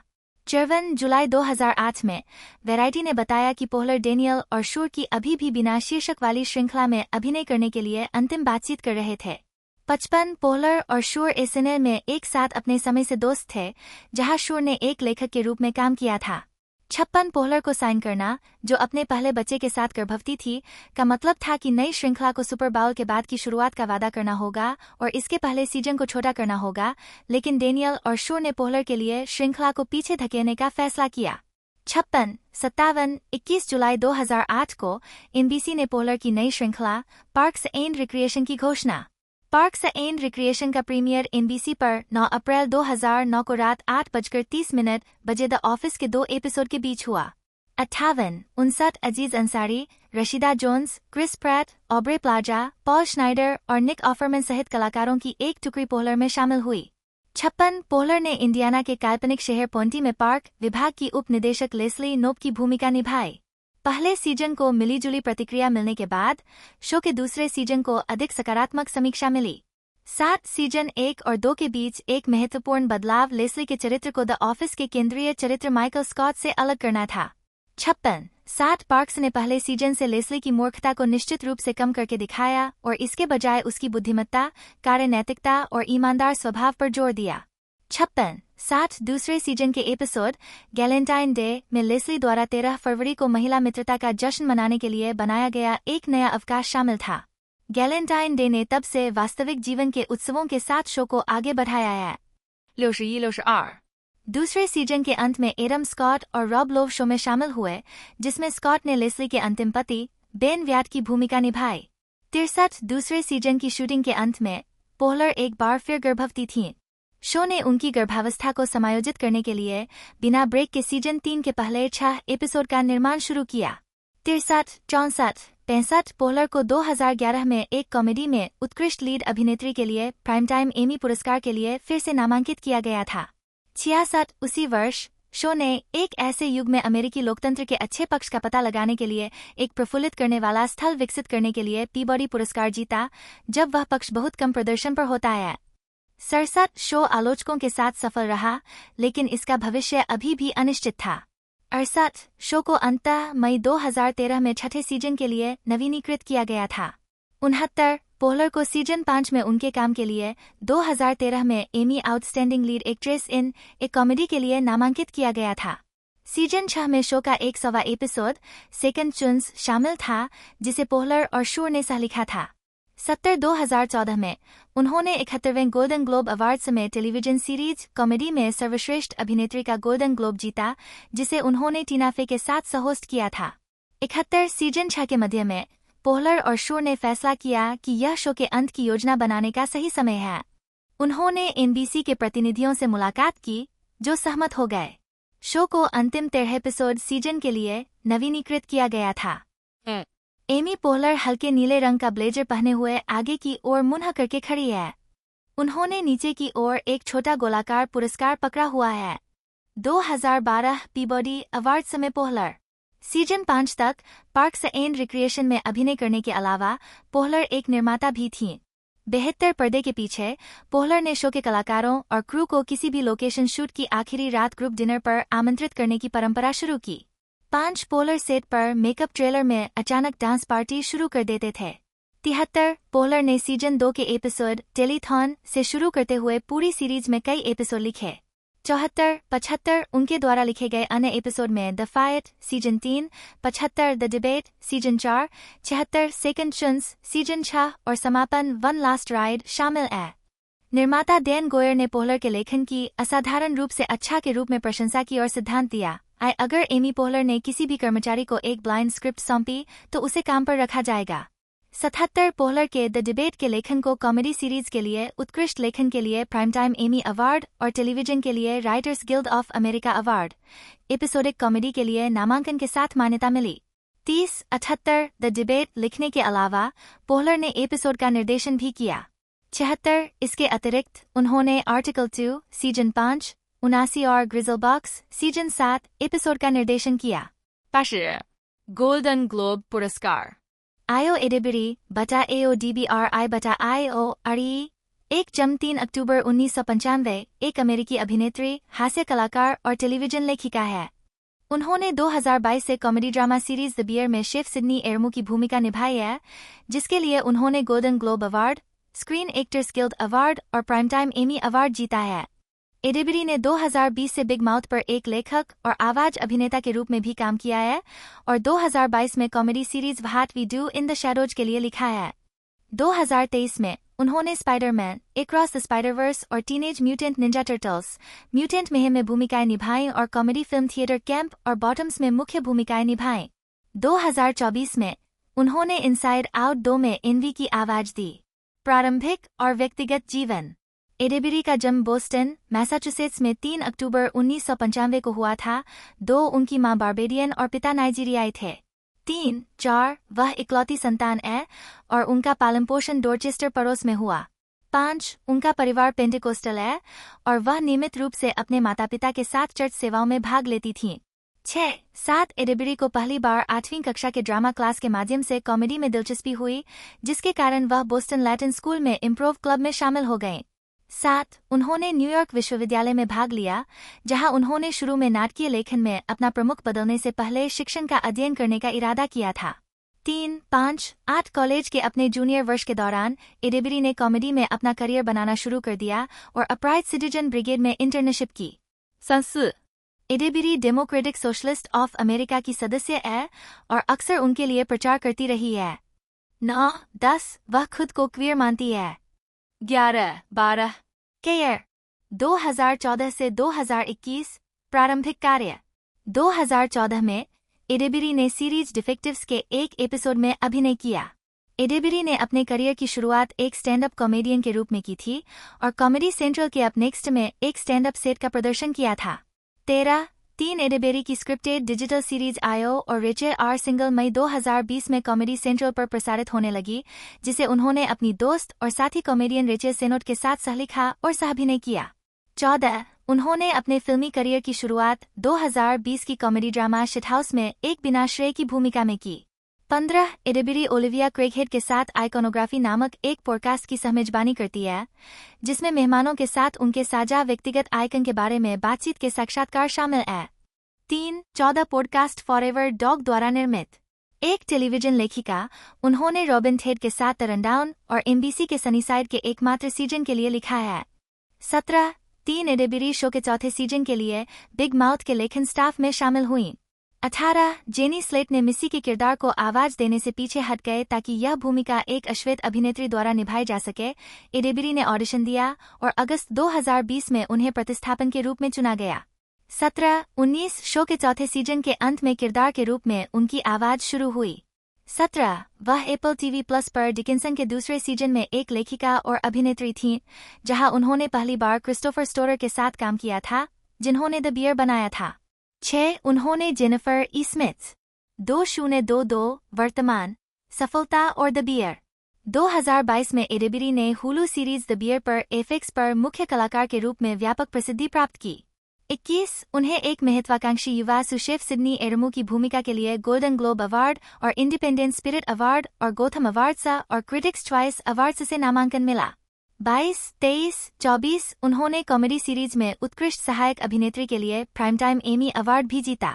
द गार्जियन की लूसी मैंगन ने उनके प्रदर्शन की प्रशंसा करते हुए उन्हें शानदार और अभी भी हर दृश्य में चमक और दमखम दिखा रही है घोषित किया। 25 एडेबरी ने सीजन 3 के एपिसोड नैपकिंस 2024 से निर्देशन की शुरुआत की। 26 27 इसके अलावा 2022 में वह FX series what we do in the shadows की लेखिका और सलाहकार निर्माता बनी और प्राइवेट स्कूल एपिसोड के लिए सर्वश्रेष्ठ एपिसोडिक कॉमेडी के लिए writers guild of America award के लिए नामांकन अर्जित किया। 28 एडेबरी ने नेटफ्लिक्स की एक एनिमेटेड सीरीज मुलिगन 2023 का सहनिर्माण किया, उसमें दिखाई दी और एक लेखक के रूप में काम किया। 29 उन्होंने नेटफ्लिक्स के interactive special we lost our human में भी आवाज दी थी। 30 इसके अलावा 2023 में वह मेल ब्रुक्स की Hulu series history of the world part 2 और ब्लैक मिरर के episode Joan is awful में दिखाई दी। 31 32 33 34 उसी वर्ष बाद में उन्होंने animated superhero sequel Spiderman across the Spiderverse 35 में ग्लोरी ग्रांट और animated teenage mutant Ninja turtles mutant mayhem में अप्रैल ओनील की आवाज दी। 36 दोनों ही फिल्मों को आलोचकों की प्रशंसा मिली और वे आर्थिक रूप से सफल रहीं। 37 इसके अलावा 2023 में उन्होंने मॉली गॉर्डन और बेन प्लैट के साथ mockumentary comedy film theatre camp में अभिनय किया। इस फिल्म का प्रीमियर सनडांस फिल्म फेस्टिवल में हुआ और इसे सकारात्मक समीक्षा मिली। कई लोगों ने इसकी तुलना क्रिस्टोफर गेस्ट की फिल्मों से की। उस वर्ष बाद में उन्होंने एबॉट एलिमेंट्री में अतिथि भूमिका निभाई और रेचल सेनोट के साथ किशोर सेक्स कॉमेडी बॉटम्स में अभिनय किया। बॉटम्स का प्रीमियर साउथ बाय साउथवेस्ट में हुआ। 3 द लॉस एंजल्स टाइम्स की केरी वॉल्श ने लिखा, सेनोट और एडेबरी ने साल की 2 सबसे मजेदार प्रस्तुतियां दी। 40 वह सीन प्राइस विलियम्स द्वारा निर्देशित फिल्म द स्वीट ईस्ट में दिखाई दी, जिसका प्रीमियर एडेबरी ने 2024 में संगीत अतिथि जेनिफर लोपेज के साथ सैटरडे नाइट लाइव की मेजबानी की। 43 एक स्केच में एडेबरी ने अप्रत्यक्ष रूप से पॉडकास्ट स्कैम गॉडेस पर लोपेज की आलोचना करने की बात स्वीकार की। 44 45 उन्होंने पिक्सर फिल्म इनसाइड आउट 2024 में एनवी को आवाज दी, जो पहली फिल्म की अगली कड़ी है। 46 एडेबरी अगली बार ए 24 हॉरर फिल्म ओपस में जॉन माल्कोविच के साथ सह कलाकार होंगी। 47 वह जेम्स ए ब्रुक्स की कॉमेडी फिल्म एला मैक्के में सहायक भूमिका भी निभाएंगी। 48 अभिनय श्रेय फिल्म वर्ष शीर्षक भूमिका टिप्पणियां 2020 शिटहाउस एमिली अस्वीकृत भूमिका। सिकारा निकी 2021 यह कैसे समाप्त होता है खड़े हो जाओ के रूप में अभी तक खदीजा। 2022 नमस्ते अलविदा और बीच की हर बात Stella. 2023 theatre camp Janet Walch नीचे जोशी मीठा पूर्व पतुरिया। Spider-Man across the Spider-Verse Glory Grant आवाज। Teenage mutant Ninja turtles mutant मुहिम अप्रैल ओनील आवाज। 2024尼卢包拉 अंदर बाहर 2 ईर्ष्या आवाज। 2025 एला मैके टीबीए डाक उत्पादन टीबीए ओपस एरियल एक्टन पोस्ट प्रोडक्शन कार्यकारी निर्माता भी। चाबी उन फिल्मों को दर्शाता है जो अभी तक रिलीज नहीं हुई है। पोहलर और फे ने 2013 में पहली बार गोल्डन ग्लोब पुरस्कार समारोह की सहमेजबानी की। कार्यक्रम को 20 मिलियन दर्शकों ने देखा, जो पिछले वर्ष की तुलना में 17% की वृद्धि थी। 16 इस जोड़ी ने 3 साल के अनुबंध के तहत 2014 में फिर से मेजबानी की। 81 वल्चर के गिलबर्ट क्रूज ने लिखा, उन्होंने पिछले साल अपने शुरुआती मोनोलॉग से धमाल मचा दिया था और उन्होंने इस साल भी ऐसा ही किया। 83 2014 के शो ने 10 वर्षों में अपनी उच्चतम रेटिंग प्राप्त की। 2015 के गोल्डन ग्लोब से पहले पोहलर ने पुष्टि की कि यह संभवतः आखिरी बार होगा जब वह और फे होस्ट करेंगे।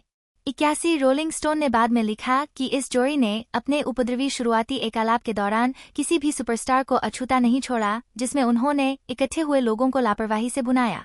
84 2020 television critics association winter press tour में एनबीसी ने घोषणा की कि पोहलर और फे 2021 में फिर से गोल्डन ग्लोब्स की मेजबानी करेंगे।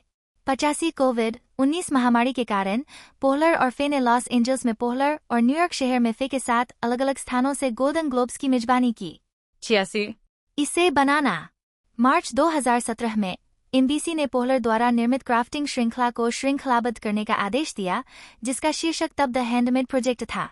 87 शो, जिसका नाम बदलकर मेकिंग इट रखा गया, जुलाई 2018 में एनबीसी पर पोहलर और उनके पार्क्स एंड रिक्रिएशन के सहकलाकार निक ऑफरमैन के साथ सहमेजबान के रूप में शुरू हुआ। 88 डेब्यू एपिसोड ने 2018 की गर्मियों के उच्चतम रेटेड प्रीमियर के लिए टाई किया और पोहलर और ऑफरमैन को एक रियलिटी या प्रतियोगिता कार्यक्रम के लिए उत्कृष्ट होस्ट के लिए प्राइम टाइम एमी नामांकन अर्जित किया। 90 शो दूसरे सीजन के लिए लौटा, जो दिसंबर 2019 में प्रसारित हुआ। 90 एनबीसी ने तीसरे सीजन के लिए मेकिंग इट को चुना है। 85 फिल्म 1999 में पोहलर ने फिल्म ड्यूस बिगालो मेल जिगोलो में एक छोटी भूमिका निभाई थी। 91 अगले वर्ष उन्हें film wet hot American summer में लिया गया।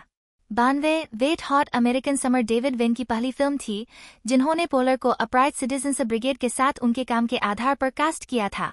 92 फिल्म, जिसे बनाने में केवल $1.8 मिलियन की लागत आई थी, 2001 में रिलीज होने पर शुरू में सफल नहीं रही। डीवीडी पर रिलीज होने के बाद इसे काफी लोकप्रियता मिली। 92 पोहलर 2004 की फिल्म मीन गर्ल्स में भी दिखाई दी, जिसे टीना फे ने लिखा था। 93 फे ने पोहलर को ध्यान में रखते हुए स्वर्णित कूल मॉम की भूमिका लिखी। 94 स्टूडियो एसएनएल के बहुत से कलाकारों को कास्ट करने से सावधान था और उन्हें चिंता थी कि पोहलर रेचल मैकेडम्स की मां की भूमिका निभाने के लिए बहुत छोटी थी, जो उनसे सिर्फ 7 साल छोटी है। पोहलर ने एसएनएल की शूटिंग के दौरान टोरंटो में इस भूमिका को फिल्माया। 93 फिल्म ने दुनिया भर में बॉक्स ऑफिस पर $129 मिलियन की कमाई की और डीवीडी पर रिलीज होने के बाद इसकी लोकप्रियता में वृद्धि जारी रही। 95 अप्रैल 2008 में न्यूयॉर्क में बेबी मामा के प्रीमियर पर टीना फे और पोहलर 2008 में उन्होंने बेबी मामा में अभिनय किया, जिसमें वह टीना फे के साथ फिर से आए। 96 पोहलर ने ट्रेशी एंजी ओस्ट्रोविस्की की भूमिका निभाई है, जिसे फे की केट ने अपने बच्चे की सरोगेट मां बनने के लिए काम पर रखा है। 97 यह फिल्म 25 अप्रैल 2008 को रिलीज हुई और अपने शुरुआती सप्ताहांत में बॉक्स ऑफिस पर नंबर 1 फिल्म थी। 98 फिल्म ने यूएस बॉक्स ऑफिस पर $60 मिलियन से अधिक की कमाई की। 99 पोहलर और फे ने फिल्म सिस्टर्स 2015 में भी सहाभिनय किया। 3 अन्य फिल्म क्रेडिट में शामिल है: Envy 2004, Southland Tales 2006, Tenacious D in the Pick of Destiny 2006, Blades of Glory 2007, Mr Woodcock 2007, Hamlet 2 2008, Spring Breakdown 2009, ACOD 2013 और वे केम टुगेदर 2014 और द हाउस 2017। 101 पोहलर ने एनिमेटेड फिल्मों में कई किरदारों को अपनी आवाज दी है। उनके वॉइस ओवर क्रेडिट में शामिल है Shrek the Third 2007, Horton Hears a home 2008, Alvin and the Chipmunks, the Squeakquel, Monsters बनाम एलियंस दोनों 2009, हुडविंग टू हुड बनाम Evil 2011, Alvin and the Chipmunks, Chipwrecked 2011, the Secret World of Arrietty 2012, बी 102 Free Birds and Inside Out 2015। 100, 103, 104 Pixar की Inside Out में Poehler मुख्य किरदार Joy के लिए आवाज देती है, जो एक 11 साल की लड़की के अंदर रहने वाली भावना है। पोहलर को जॉय के कुछ संवाद लिखने के लिए स्क्रीन क्रेडिट भी मिला। 105 फिल्म को रॉटन टोमाटोज पर 98% ताजा रेटिंग मिली है। 106 और इसने दुनिया भर में $857 मिलियन की कमाई की। 107 पोलर इनसाइड आउट 2 में जॉय के रूप में अपनी भूमिका को फिर से निभाएंगी, जो 14 जून 2024 को रिलीज होने वाली है। 108 निर्देशक पोहलर ने वाइन कंट्री के साथ अपनी फिल्म निर्देशन की शुरुआत की, जिसका प्रीमियर 10 मई 2019 को नेटफ्लिक्स पर हुआ। वह माया रूडोल्फ, राचेल ड्रेच, एना गैस्टियर, पाउला पेल और एमिली स्पीवी के साथ फिल्म में भी अभिनय करती है। पटकथा एक वास्तविक यात्रा पर आधारित है, जो अभिनेत्रियां नापा घाटी में एक साथ गई थीं। पोहलर ने जेनिफर मैथ्यू के 2017 के उपन्यास मोक्सी के फिल्म रूपांतरण का निर्देशन भी नेटफ्लिक्स के लिए किया, जिसे 3 मार्च 2021 को रिलीज किया गया। 109 2022 में पोहलर ने लूसी एन देसी का निर्देशन किया, जो ल्यूसिले बॉल और देसी अर्नाज के जीवन और संबंधों के बारे में एक वृत्तचित्र फिल्म है। फिल्म का प्रीमियर 21 जनवरी 2022 को सनडांस फिल्म फेस्टिवल में हुआ और इसे 4 मार्च 2022 को अमेजन प्राइम वीडियो पर दुनिया भर में रिलीज किया गया। फिल्म में बॉल और अर्नाज की होम ऑडियो रिकॉर्डिंग शामिल है, जिन्हें पहले सार्वजनिक नहीं किया गया था, और साथ ही उनके 2 बच्चों लूसी अर्नाज लकिम्बिल और देसी अर्नाज जूनियर, लूसी के भाई फ्रेड बॉय, कैरोल बर्नेट, बेटे मिडलर और नॉर्मन लियर के साक्षात्कार भी शामिल है। रॉटन टोमाटोज पर 94% रेटिंग के साथ फिल्म को अच्छी प्रतिक्रिया मिली। 110 पोहलर को एक डॉक्यूमेंट्री नॉन फिक्शन कार्यक्रम के लिए उत्कृष्ट निर्देशन के लिए एमी पुरस्कार के लिए नामांकित किया गया था। निर्माता 2001 में पोहलर ने अपनी खुद की production company paper kite productions की स्थापना की। 5 जो यूनिवर्सल टेलीविजन का हिस्सा है। 2019 तक प्रोडक्शन कंपनी का स्टाफ सभी महिलाएं हैं। एक निर्माता के रूप में उनकी सफलता का वर्णन करने के लिए हॉलीवुड रिपोर्टर ने पोहलर को परिष्कृत कॉमेडी का एक शक्तिशाली मध्यस्थ कहा। 5 पोहलर ने निकेलोडियन के लिए द माइटी बी नामक एक एनिमेटेड सीरीज का निर्माण और अभिनय किया, जो बेसी हिगिंबॉटम के बारे में है, जो एक प्यारी योग्यता जुनूनी लड़की स्काउट है। 111 112 बेसी का चरित्र एक ऐसे चरित्र से प्रेरित था जिसे पोहलर ने इम्प्रूव करते हुए निभाया था। 113 सीजन 1 में ऑस्टन 3.1 मिलियन दर्शक थे और इसे टेलीविजन के शीर्ष 5 एनिमेटेड कार्यक्रमों में से एक माना गया। निकेलोडियन ने दूसरे सीजन के लिए शो का नवीनीकरण किया। 114 2009 और 2010 में पोहलर ने एक एनिमेटेड प्रोग्राम में उत्कृष्ट कलाकार के लिए डेटाइम एमी अवार्ड के लिए नामांकन अर्जित किया। 115 116 वह डिफिकल्ट पीपल 117 और ब्रॉड सिटी जैसी सीरीज की कार्यकारी निर्माता रही है। 2014 में हुलू ने कॉमेडी डिफिकल्ट पीपल को स्ट्रीमिंग सेवा की पहली स्क्रिप्टेड सीरीज के रूप में ऑर्डर किया। 117 118 बिली आइचन और जूली क्लाउसन अभिनीत डिफिकल्ट पीपल 3 सीजन तक चला। 118 ब्रॉड सिटी एक वेब सीरीज से विकसित हुई, जिसमें एबी जैकबसन और इलाना ग्लेजर ने अभिनय किया। जैकबसन और ग्लेजर ने यूसीबी में अपने कनेक्शन का इस्तेमाल करके पोहलर से अपनी वेब सीरीज के फिनाले में अभिनय करने के लिए संपर्क किया। पोहलर इसमें आने के लिए सहमत हो गए और फिर जैकबसन और ग्लेजर के साथ मिलकर एक टेलीविजन सीरीज का कार्यकारी निर्माण किया।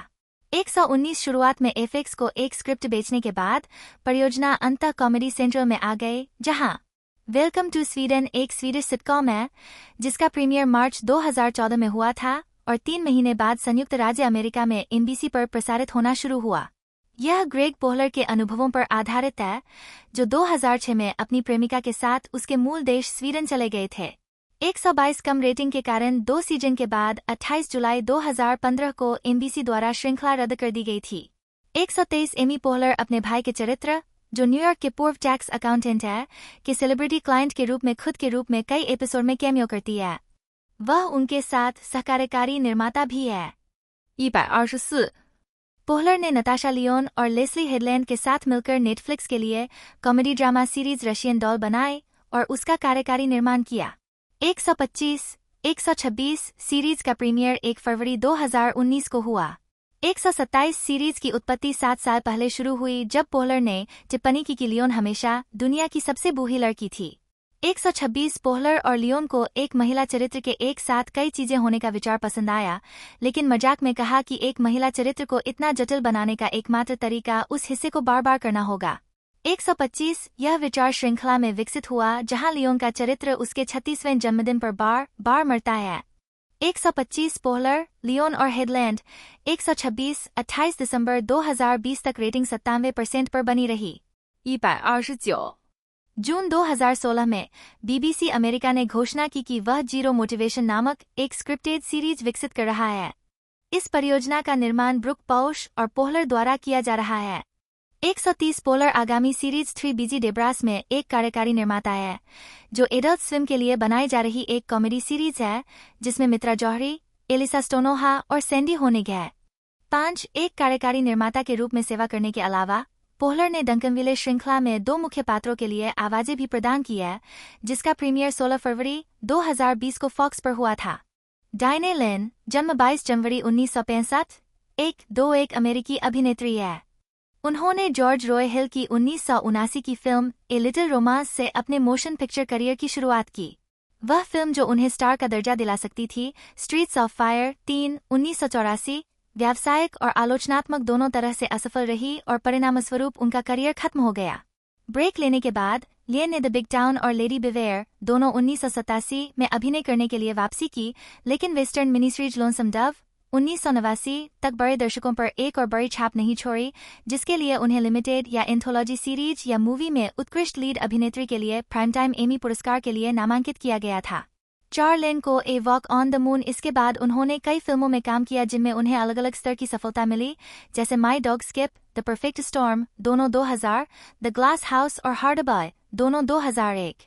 लियन को कामुक थ्रिलर अनफिटफुल 2002 में एक व्यभिचारी पत्नी के रूप में उनके प्रदर्शन के लिए आलोचनात्मक प्रशंसा मिली, जिसने उन्हें सर्वश्रेष्ठ अभिनेत्री के लिए Satellite, New York Film Critics Circle और National Society of Film Critics पुरस्कार दिलाए। फिल्म में उनके प्रदर्शन ने उन्हें सर्वश्रेष्ठ अभिनेत्री के लिए अकादमी पुरस्कार, क्रिटिक्स चॉइस, गोल्डन ग्लोब और स्क्रीन एक्टर्स गिल्ड अवार्ड के लिए नामांकन भी दिलाया। Romantic comedy drama Under the Tuscan Sun 2003 में उनकी भूमिका के लिए आलोचकों द्वारा उनकी बहुत प्रशंसा भी की गई, जिसने उन्हें दूसरा गोल्डन ग्लोब अवार्ड नामांकन दिलाया। दशक के बाकी समय में वह बारी बारी से मस्ट लव गोग्स 2005 और नाइट्स इन रोडांटे 2008 जैसी रोमांस फिल्मों और फियर्स पीपल 2005। वह फ्रांसिस फोर्ड कोपोला द्वारा निर्देशित 4 फिल्मों में दिखाई दी है, द आउटसाइडर्स, रंबल फिश दोनों 1983, द कॉटन क्लब 1984 और जैक 1996, और उनकी पत्नी एलेनोर कोपोला द्वारा निर्देशित एक फिल्म में भी दिखाई दी है, पेरिस कैन वेट 2016। लियन ने मैन ऑफ स्टील 2013 में सुपरमैन की दत्तक मां मार्था केंट के रूप में एक आवर्ती भूमिका निभाई थी और डीसी एक्सटेंडेड यूनिवर्स की बाद की फिल्मों में भी। तब से डायने लेन की मांग अत्यधिक प्रतिष्ठित फिल्मों और शो के लिए बनी हुई है, जिसमें थ्रिलर लेट हिम गो 2020 में बॉक्स ऑफिस पर नंबर 1 में मुख्य भूमिकाएं शामिल है, जिसमें केविन कॉस्टनर के साथ सहकलाकार रयान मर्फी महाकाव्य फ्यूड, कैपोट बनाम the Swans, Scott Z Burns anthology श्रृंखला Extrapolations for Apple TV plus, animated picture sequel Inside Out 2, Riley की मां के रूप में उनकी भूमिका को दोहराते हुए आगामी Netflix show a man in full, जो इसी नाम के टॉम वुल्फ उपन्यास पर आधारित है, और हाय ही में थ्रिलर फिल्म एनिवर्सरी जो 2024 से 25 में रिलीज होने वाली है। प्रारंभिक जीवन। लेन का जन्म 22 जनवरी 1965 को न्यूयॉर्क शहर में हुआ था। उनकी मां कोलिन ले फारिंगटन एक नाइट क्लब गायिका और प्लेबॉय सेंटरफोल्ड मिस अक्टूबर 1957 थीं, जिन्हें कोलिन प्राइस के नाम से भी जाना जाता था। उनके पिता बर्टन यूजिन लेन मैनहट्टन ड्रामा कोच थे, जिन्होंने जॉन कैसवेट्स के साथ एक अभिनय कार्यशाला चलाई, एक कैब ड्राइवर के रूप में काम किया और बाद में सिटी कॉलेज में मानविकी पढ़ाया।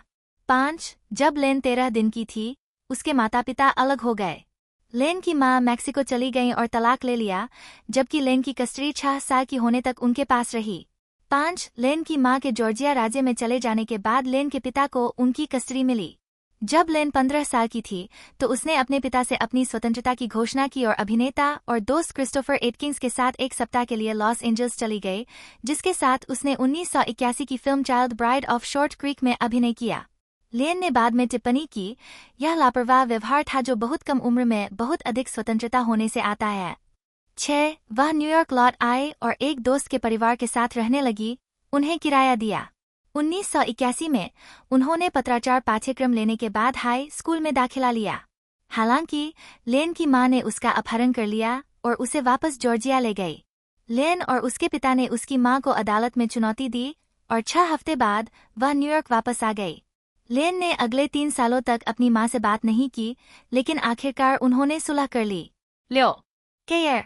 मुख्य लेख, डायने लेन के प्रदर्शनों की सूची। 1979 से 1999, कैरियर की शुरुआत और सफलता। लेन की दादी एलेनोर स्कॉट एपोस्टोलिक संप्रदाय की एक पेंटेकोस्टल उपदेशक थी और लेन अपनी दादी के उपदेशों की प्रदर्शनकारी गुणवत्ता से नाटकीय रूप से प्रभावित थीं। 7-8 लेन ने 6 साल की उम्र में न्यूयॉर्क के ला मामा एक्सपेरिमेंटल थिएटर क्लब में पेशेवर रूप से अभिनय करना शुरू किया, जहां वह मीडिया के एक प्रोडक्शन में दिखाई दी। जब लेन 12 साल की थीं, तो उन्होंने मेरिल स्ट्रीप और आयरीन वर्थ के साथ जोसेफ पैप के द चेरी ऑर्चर्ड के प्रोडक्शन में एक भूमिका निभाई थी। 5 इस समय लेन को हंटर कॉलेज हाई स्कूल में एक त्वरित कार्यक्रम में नामांकित किया गया था, हालांकि उसके ग्रेड उसके वेस्ट कार्यक्रम से प्रभावित थे। 5 जब लेन 13 वर्ष की थीं, तो उन्होंने ए लिटिल रोमांस में लॉरेंस ओलिवियर के साथ फीचर फिल्म की शुरुआत करने के लिए ब्रॉडवे पर रमवेज में एक भूमिका ठुकरा दी। 9 उसी समय लेन को टाइम के कवर पर दिखाया गया, जिसने उन्हें हॉलीवुड के विज किड्स में से एक घोषित किया। 1980 के दशक की शुरुआत में लेन ने अनुभवहीन अभिनेत्री से पक्की भूमिकाओं में सफलतापूर्वक बदलाव किया। वह आंसू बहाने वाली फिल्म टच्ड बाय लव में किशोरायु की मुख्य भूमिका में नजर आईं। 1981 की लेमन जॉनसन की film cattle any and little breaches में युवा महिला डाकू लिटिल ब्रिचेस की भूमिका निभाई गई, जिसमें अमांडा प्लमर कैटल एनी की अपनी पहली भूमिका में थीं। 12 उन्होंने केनी रोजर्स के साथ सिक्स पैक 1982 में हीथर ब्रीजी की भूमिका निभाई। 13 लेन ने 1982 की ladies and gentleman the fabulous stains में पंक रॉक बैंड की लीडर कोरिन बर्न्स की भूमिका निभाई, जिसमें लॉरा डर्न और पंक संगीतकार सेक्स पिस्टल्स के स्टीव जोन्स और पॉल कुक और क्लैश के पॉल सिमोनन थे। लेन के ब्रेकआउट प्रदर्शन एसी हिंटन के उपन्यासों के बैक टू बैक रूपांतरणों के साथ आए, जिन्हें फ्रांसिस फोर्ड कोपोला द्वारा रूपांतरित और निर्देशित किया गया। द आउटसाइडर्स और रंबल फिश दोनों 1983 में। दोनों फिल्मों में कई युवा पुरुष अभिनेताओं के यादगार प्रदर्शन शामिल थे, जो बाद में अगले दशक में प्रमुख पुरुष बन गए। साथ ही तथाकथित ब्रैट पैक के सदस्य, जिनमें Tom Cruise, Rob Lowe, C Thomas Howell, Emilio Estevez, Patrick Swayze, Mickey Rourke, Nicolas Cage और मैट डिलन शामिल हैं। 5 इन भारी पुरुष कलाकारों के बीच लेन का भेद उनके करियर को आगे बढ़ाता था, जबकि उन्हें युवा पुरुष अभिनेताओं के साथ जोड़ता था। एंडी वारहोल ने उन्हें हॉलीवुड के नए रेड पैक की निर्विवाद महिला लीड घोषित किया। 16 1989 में 41वें एमी अवार्ड्स में रॉबर्ट डुवेल के साथ लेन।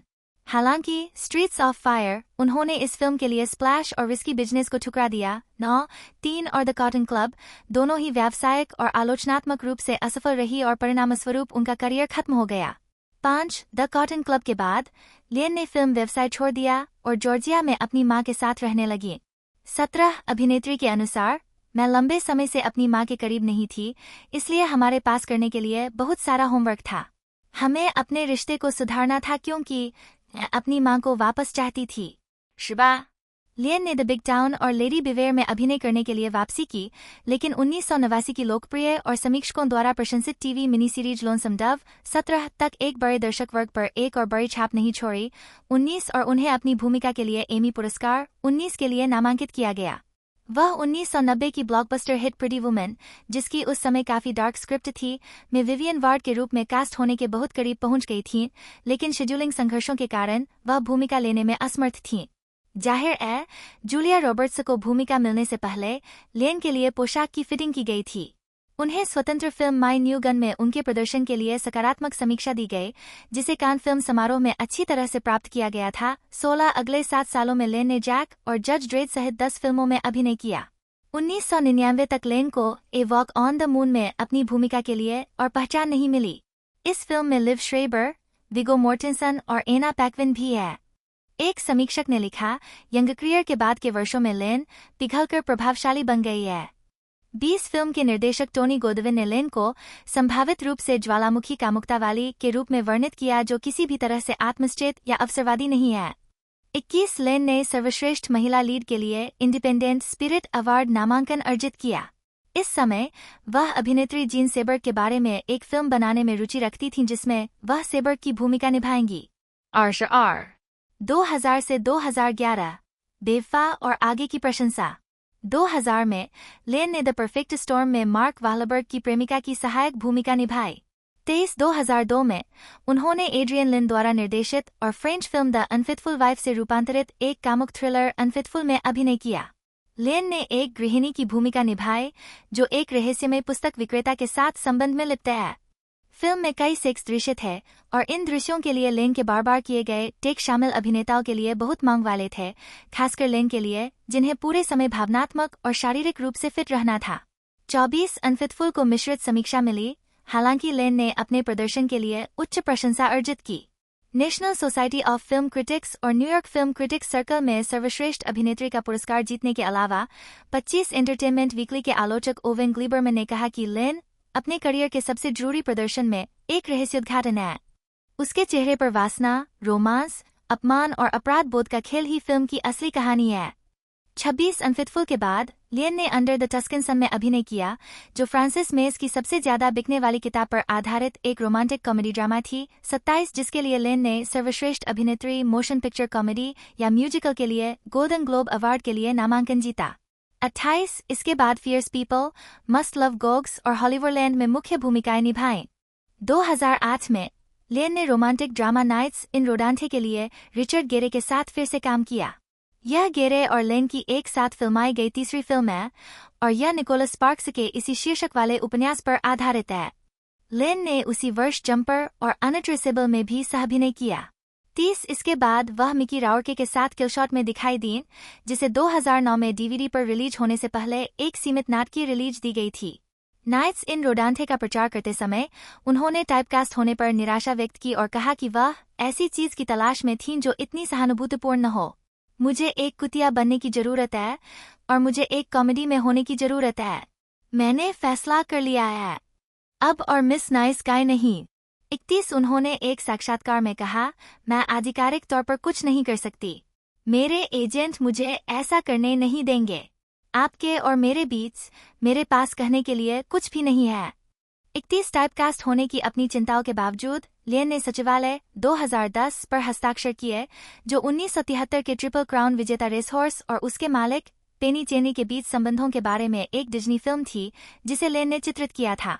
32 इसके बाद लेन ने सिनेमा वेरेट 2011 में अभिनय किया, जो पहले reality television show in American family के निर्माण के बारे में एक HBO फिल्म थी। पैट लावर की भूमिका के लिए लेन को Emmy, screen actors guild, satellite और गोल्डन ग्लोब पुरस्कार के लिए नामांकन मिला। 33 2012 में लेन को PBS documentary half the sky, turning operation into opportunity for women world wide, fugitive films के साथ शो ऑफ फोर्स द्वारा निर्मित में दिखाया गया था, जिसमें बहुत कठिन परिस्थितियों में रहने वाली महिलाओं और लड़कियों को दिखाया गया था और वे उनसे चुनौती देने के लिए बहादुरी से लड़ रही थीं। 34 2013 वर्तमान बाद का करियर और थिएटर में वापसी। सिनेमा वेरेट की सफलता के बाद लेन ने जैक स्नाइडर की Superman film man of steel में मार्था केंट की भूमिका निभाई। स्नाइडर ने अपनी कास्टिंग के बारे में कहा, हम डायने को इस भूमिका में पाकर रोमांचित है, क्योंकि वह एक ऐसी महिला की बुद्धिमत्ता और आश्चर्य को व्यक्त कर सकती है जिसके बेटे के पास उसकी कल्पना से परे शक्तियां है। 35 लेन ने Batman v Superman, dawn of justice 2016, 36 और जस्टिस लीग 2017 में मार्था केंट के रूप में अपनी भूमिका दोहराई। 37 मैन ऑफ स्टील की रिलीज के तुरंत बाद लेन को NBC मिनी सीरीज हिलेरी में हिलेरी क्लिंटन की भूमिका निभाने के लिए चुना गया, जिसे मोनिका लेविंस्की की सुबह के साथ शुरू होना था और तब तक जारी रहना था जब तक वह अपनी 2008 राष्ट्रपति बोली शुरू नहीं कर देती। 38 तीव्र मीडिया बैकलैश के कारण अंततः NBC को श्रृंखला रद्द करनी पड़ी। 39 2015 में Lane drama Every Secret Thing, Dakota Fanning और एलिजाबेथ बैंक्स के साथ में दिखाई दिए। 40 Pixar animated feature Inside Out में एक आवाज की भूमिका थी और बायोपिक ट्रम्बो, ब्रायन क्रैंस्टन और हेलेन मिरेन के साथ में सह अभिनय किया, जिसे सर्वश्रेष्ठ कलाकारों की टुकड़ी के लिए स्क्रीन एक्टर्स गिल्ड नामांकन मिला। 41 2012 के अंत में और 2013 की शुरुआत में जोश ब्रोलिन से तलाक लेने से पहले लेन अपनी थिएटर की जड़ों की ओर लौट आई और शिकागो के गोरमैन थिएटर में डेविड क्रोमर द्वारा निर्देशित sweet bird of youth, Tennessee Williams द्वारा के एक प्रोडक्शन की मुख्य भूमिका निभाई। लेन ने प्रिंसेस कॉस्मोपोलिस की भूमिका निभाई, जो एक लुप्त होती हॉलीवुड फिल्म स्टार थी, फिन विट्रॉक के विपरीत, जिसने उनके आकर्षक जिगोलो चांस की भूमिका निभाई थी। 1989 के बाद से यह पहली बार था जब उन्होंने कैम्ब्रिज, मैसाचुसेट्स के अमेरिकन रिपर्टरी थिएटर में विलियम शेक्सपियर के 12th नाइट में ओलिविया की भूमिका निभाई थी। 44 लेन ने 2015 की सर्दियों में थिएटर में वापसी की। 45 2016 में ब्रॉडवे पर पहली बार दिखाई देने के लगभग 4 दशक बाद लेन ने एक नाटक में अभिनय किया जिसमें उन्होंने पहले भी अभिनय किया था, चेखव का द चेरी ऑर्चर्ड 1977। जबकि लेन ने ब्रॉडवे के 1977 के नाटक में एक बाल किसान बिना किसी संवाद के की भूमिका निभाई थी। इस बार उन्होंने मैडम ल्यूबोव आंड्रेवना रानेव्स्काया की मुख्य भूमिका निभाई। 46, 2018 में लेन ने अमेजन की मूल मिनी सीरीज द रोमानोव्स में अभिनय किया, जिसका प्रीमियर अक्टूबर में हुआ था, और नेटफ्लिक्स की hit series house of cards के अंतिम सीजन में एनेट शेफर्ड के रूप में, जिसे 2 नवंबर को स्ट्रीमिंग सेवा पर रिलीज किया गया था।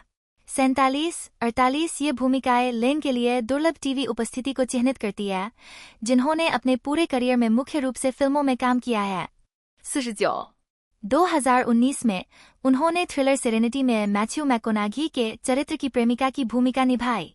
वह जेफ ब्रिजेस, जिनके साथ उन्होंने पहले वाइल्ड बिल में काम किया था, के साथ रीड मोरानो द्वारा निर्देशित एक अनाम फिल्म में भी अभिनय करेंगी। 50 इसके अलावा एफएक्स पर post apocalyptic science fiction comic book series why the last man पर आधारित श्रृंखला में अभिनय किया। 51 लेन ने केविन कॉस्टनर के साथ 2020 की thriller let him go, Covid महामारी के दौरान नंबर 1 बॉक्स ऑफिस हिट 52 में, और मेरिल स्ट्रीप के साथ 2023 की रिपल टीवी एंथोलॉजी सीरीज एक्सट्रप्लेशंस में सहअभिनय किया। 2024 में उन्होंने रयान मर्फी की फ्यूड कैपोट बनाम द स्वांस ऑन एफएक्स में स्लिम कीथ की भूमिका। व्यक्तिगत जीवन, परिवार।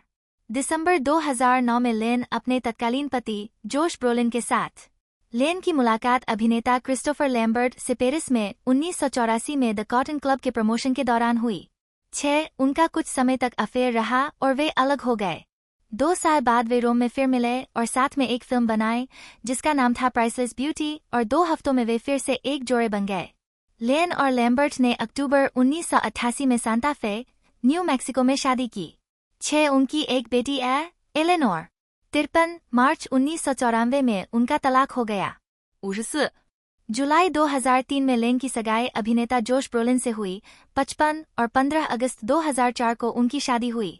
56 उसी साल 20 दिसंबर को उसने उसके साथ विवाद के बाद पुलिस को बुलाया और उसे घरेलू मारपीट के एक दुष्कर्म के आरोप में गिरफ्तार कर लिया गया। हालांकि लेन ने आरोप लगाने से इनकार कर दिया और युगल के प्रवक्ता ने इस घटना को गलतफहमी बताया। 57 लेन और ब्रोलिन ने फरवरी 2013 में तलाक के लिए अर्जी दी। 58 2 दिसंबर 2013 को उनका तलाक फाइनल हो गया। 59, दान कार्य। लेन कई चैरिटी में भी शामिल है, जिनमें हेफर इंटरनेशनल शामिल है, जो विश्व भूख पर ध्यान केंद्रित करता है। 7 artists for piece and justice, एक हॉलीवुड संगठन जो हैती राहत का समर्थन करता है, और ब्रांड एड प्रोजेक्ट। 61 हालांकि वह अपने मानवीय प्रयासों पर ध्यान आकर्षित नहीं करने की कोशिश करती है। कभी कभी मैं अपने दिल से देती हूँ, कभी कभी मैं आर्थिक रूप से देती हूँ, लेकिन दूसरों की मदद करने के बारे में कुछ ऐसा है जो मुझे लगता है कि गुमनाम होना चाहिए। मैं नहीं चाहती कि यह एक घमंड वाली बात हो। 62, लेन को हाफ द स्काई नामक डॉक्यूमेंट्री में काफी हद तक दिखाया गया था, जो half the sky turning operation into opportunity for women worldwide नामक पुस्तक पर आधारित है। इस डॉक्यूमेंट्री में लेन और कई अन्य एलिस्ट अभिनेत्रियों, सेलिब्रिटीज ने अफ्रीका और अन्य क्षेत्रों का दौरा किया जहां महिलाओं पर अत्याचार होता है। लेन इस तरह के काम और सामान्य रूप से चैरिटी के काम की राजदूत बन गई है। 63, 22 अगस्त 2014 को लेन को हेफर इंटरनेशनल के साथ अपने काम के लिए मोंटेज बेवर्ली हिल्स में अपने तीसरे वार्षिक Beyond Hunger a Place at the Table gala में सम्मानित किया गया। लेन का कहना है कि हेफर इंटरनेशनल के साथ काम करने से उनके जीवन पर असर पड़ा है और उनकी बेटी के साथ उनके रिश्ते को बढ़ावा मिला है। 64, 6 साल की उम्र में लेन को ला मामा एक्सपेरिमेंटल थिएटर कंपनी के 1971 के मीडिया प्रोडक्शन में अपनी पहली अभिनय भूमिका मिली, जिसमें उन्होंने मीडिया की बेटी की भूमिका निभाई। तब से लेकर 1976 तक उन्होंने न्यूयॉर्क में ला मामा ETC के साथ प्रदर्शन किया और उनके साथ विदेश का दौरा किया। उनके द्वारा निभाए गए कुछ नाटकों में the Trojan Women, Electra, Bertolt Brecht की the Good Woman of Szechuan, Federico Garcia Lorca की ब्लड वेडिंग, पॉल फोस्टर की द सिल्वर क्वीन और शेक्सपियर की एज यू लाइक इट शामिल है। 65 इनमें से अधिकांश नाटकों का निर्देशन और या रूपांतरण आंद्रे सर्बन और एलिजाबेथ स्वेरोस ने किया था। 66, 1976 से 1977 तक लेन न्यूयॉर्क के विवियन ब्यूमोंट थिएटर में द चेरी ऑर्चर्ड और एगामेमन में दिखाई दी। रनवे के पहले प्रोडक्शन में भाग लेने के बाद जब यह ऑफ ब्रॉडवे था, 67 लेन ने थिएटर से 1 दशक लंबा अंतराल लिया। 1989 में लेन कैम्ब्रिज, मैसाचुसेट्स में अमेरिकन रिपर्टरी थिएटर में 12th नाइट में ओलिविया की भूमिका निभाने के लिए मंच पर लौटीं। 68 लेन ने 2012 तक थिएटर से 1 और अंतराल लिया जब उन्होंने शिकागो के गोरमैन थिएटर डेविड क्रोमर द्वारा निर्देशित में स्वीट बर्ड ऑफ यूथ में फिन विट्रॉक के साथ अभिनय किया। 69-70 इसके बाद लिन न्यूयॉर्क थिएटर में लौट आए और 2015 में बादशेबा डोरिंग की the mystery of love and 6 में ऑफ ब्रॉडवे में अभिनय किया टोनी शालहॉब के साथ। 71 और 2016 में ब्रॉडवे के चेखव के द चेरी ऑर्चर्ड के पुनरुद्धार में जोएल ग्रे और हेरोल्ड पेरिन्यू के साथ। 72 पुरस्कार और नामांकन। मुख्य लेख डायने लेन द्वारा प्राप्त पुरस्कारों और नामांकनों की सूची। 2002 में न्यूयॉर्क फिल्म क्रिटिक्स सर्किल के वोट से 4 दिन पहले लेन को film society of Lincoln centre द्वारा करियर ट्रिब्यूट दिया गया था। उससे एक दिन पहले लिन ने 4 सीजन्स होटल में अभिनेत्री के लिए डिनर का आयोजन किया था। आलोचकों और पुरस्कार मतदाताओं को दोनों में आमंत्रित किया गया था। 73 उन्होंने national Society of Film critics New York Film critics circle award से जीते और उन्हें अनफेथफुल में उनकी भूमिका के लिए गोल्डन ग्लोब और सर्वश्रेष्ठ अभिनेत्री के लिए एकेडमी अवार्ड के लिए नामांकित किया गया। 25 2003 में उन्हें शोविस्ट की 2003 female star of the year नामित किया गया। 74 और मनोरंजन में उत्कृष्ट महिलाओं को सम्मानित करने वाले वीमेन इन फिल्म क्रिस्टल अवार्ड की सह प्राप्तकर्ता थीं। 75 लेन को VH1 के 100 महानतम किड स्टार्स में 79वें स्थान पर रखा गया। 2005 में आस्कमैन.com की शीर्ष 99 सबसे वांछनीय महिलाओं में उन्हें 45वें स्थान पर, 76 2006 में 85वें स्थान पर, 77 और 2007 में 98वें स्थान पर रखा गया। 78 सम्मान 2003 शोविस्ट कन्वेंशन द्वारा वर्ष की महिला स्टार के रूप में सम्मानित किया गया। 74 2004 सांता बारबरा अंतर्राष्ट्रीय फिल्म महोत्सव के दौरान अमेरिकन रिवेरा पुरस्कार प्राप्त किया। 79 80 2012 सवाना फिल्म फेस्टिवल के दौरान सिनेमा में उत्कृष्ट उपलब्धि का पुरस्कार प्राप्त किया। 81 2017 सरसोडा फिल्म फेस्टिवल के दौरान करियर अचीवमेंट अवार्ड प्राप्त किया। तो दोस्तों बात की जाए इस मूवी के एक तरह से बजट के बारे में, तो मूवी जो पार्ट 2 है वो हमें 200 मिलियन के बजट में एक तरह से बनी हुई देखने को मिली थी और इसका जो कलेक्शन है वो 1 बिलियन का एक तरह से पहुंच चुका है। लोगों द्वारा इसे बड़ा प्यार दिया गया और यही कारण है ये सुपर डुपर हिट रही और इस फ्रेंचाइजी ने एक नया रिकॉर्ड बना दिया और अब भी ये कंटिन्यू सिनेमा में लग रही है और 1.5 बिलियन तक ये एक तरह से पहुँच सकती है, जो कि बहुत ही बेहतरीन कलेक्शन होगा। और साथ ही साथ ये 10 जून 2024 से अब तक कंटिन्यू थिएटरों में लग रही है और लगभग 2 महीने तक ये हमें कंटिन्यू देखने को मिलेगी। उसके बाद OTT प्लेटफॉर्म ये डिज्नी पर हमें शायद तक देखने को मिल जाए। बाकी तीसरा पार्ट हमें कंफर्म देखने को मिलने वाला है, उसमें 3 या लगभग 2 या 2.5 साल का तो टाइम लगने ही वाला है, वो हमें कंफर्म देखने को मिलने वाला है। तो आज की इस वीडियो में दोस्तों इतना ही, मैंने पूरी जानकारी इसके तीसरे पार्ट के बारे में आपको दी। तो आज की इस वीडियो में दोस्तों इतना ही, मिलते हैं अगले वीडियो में।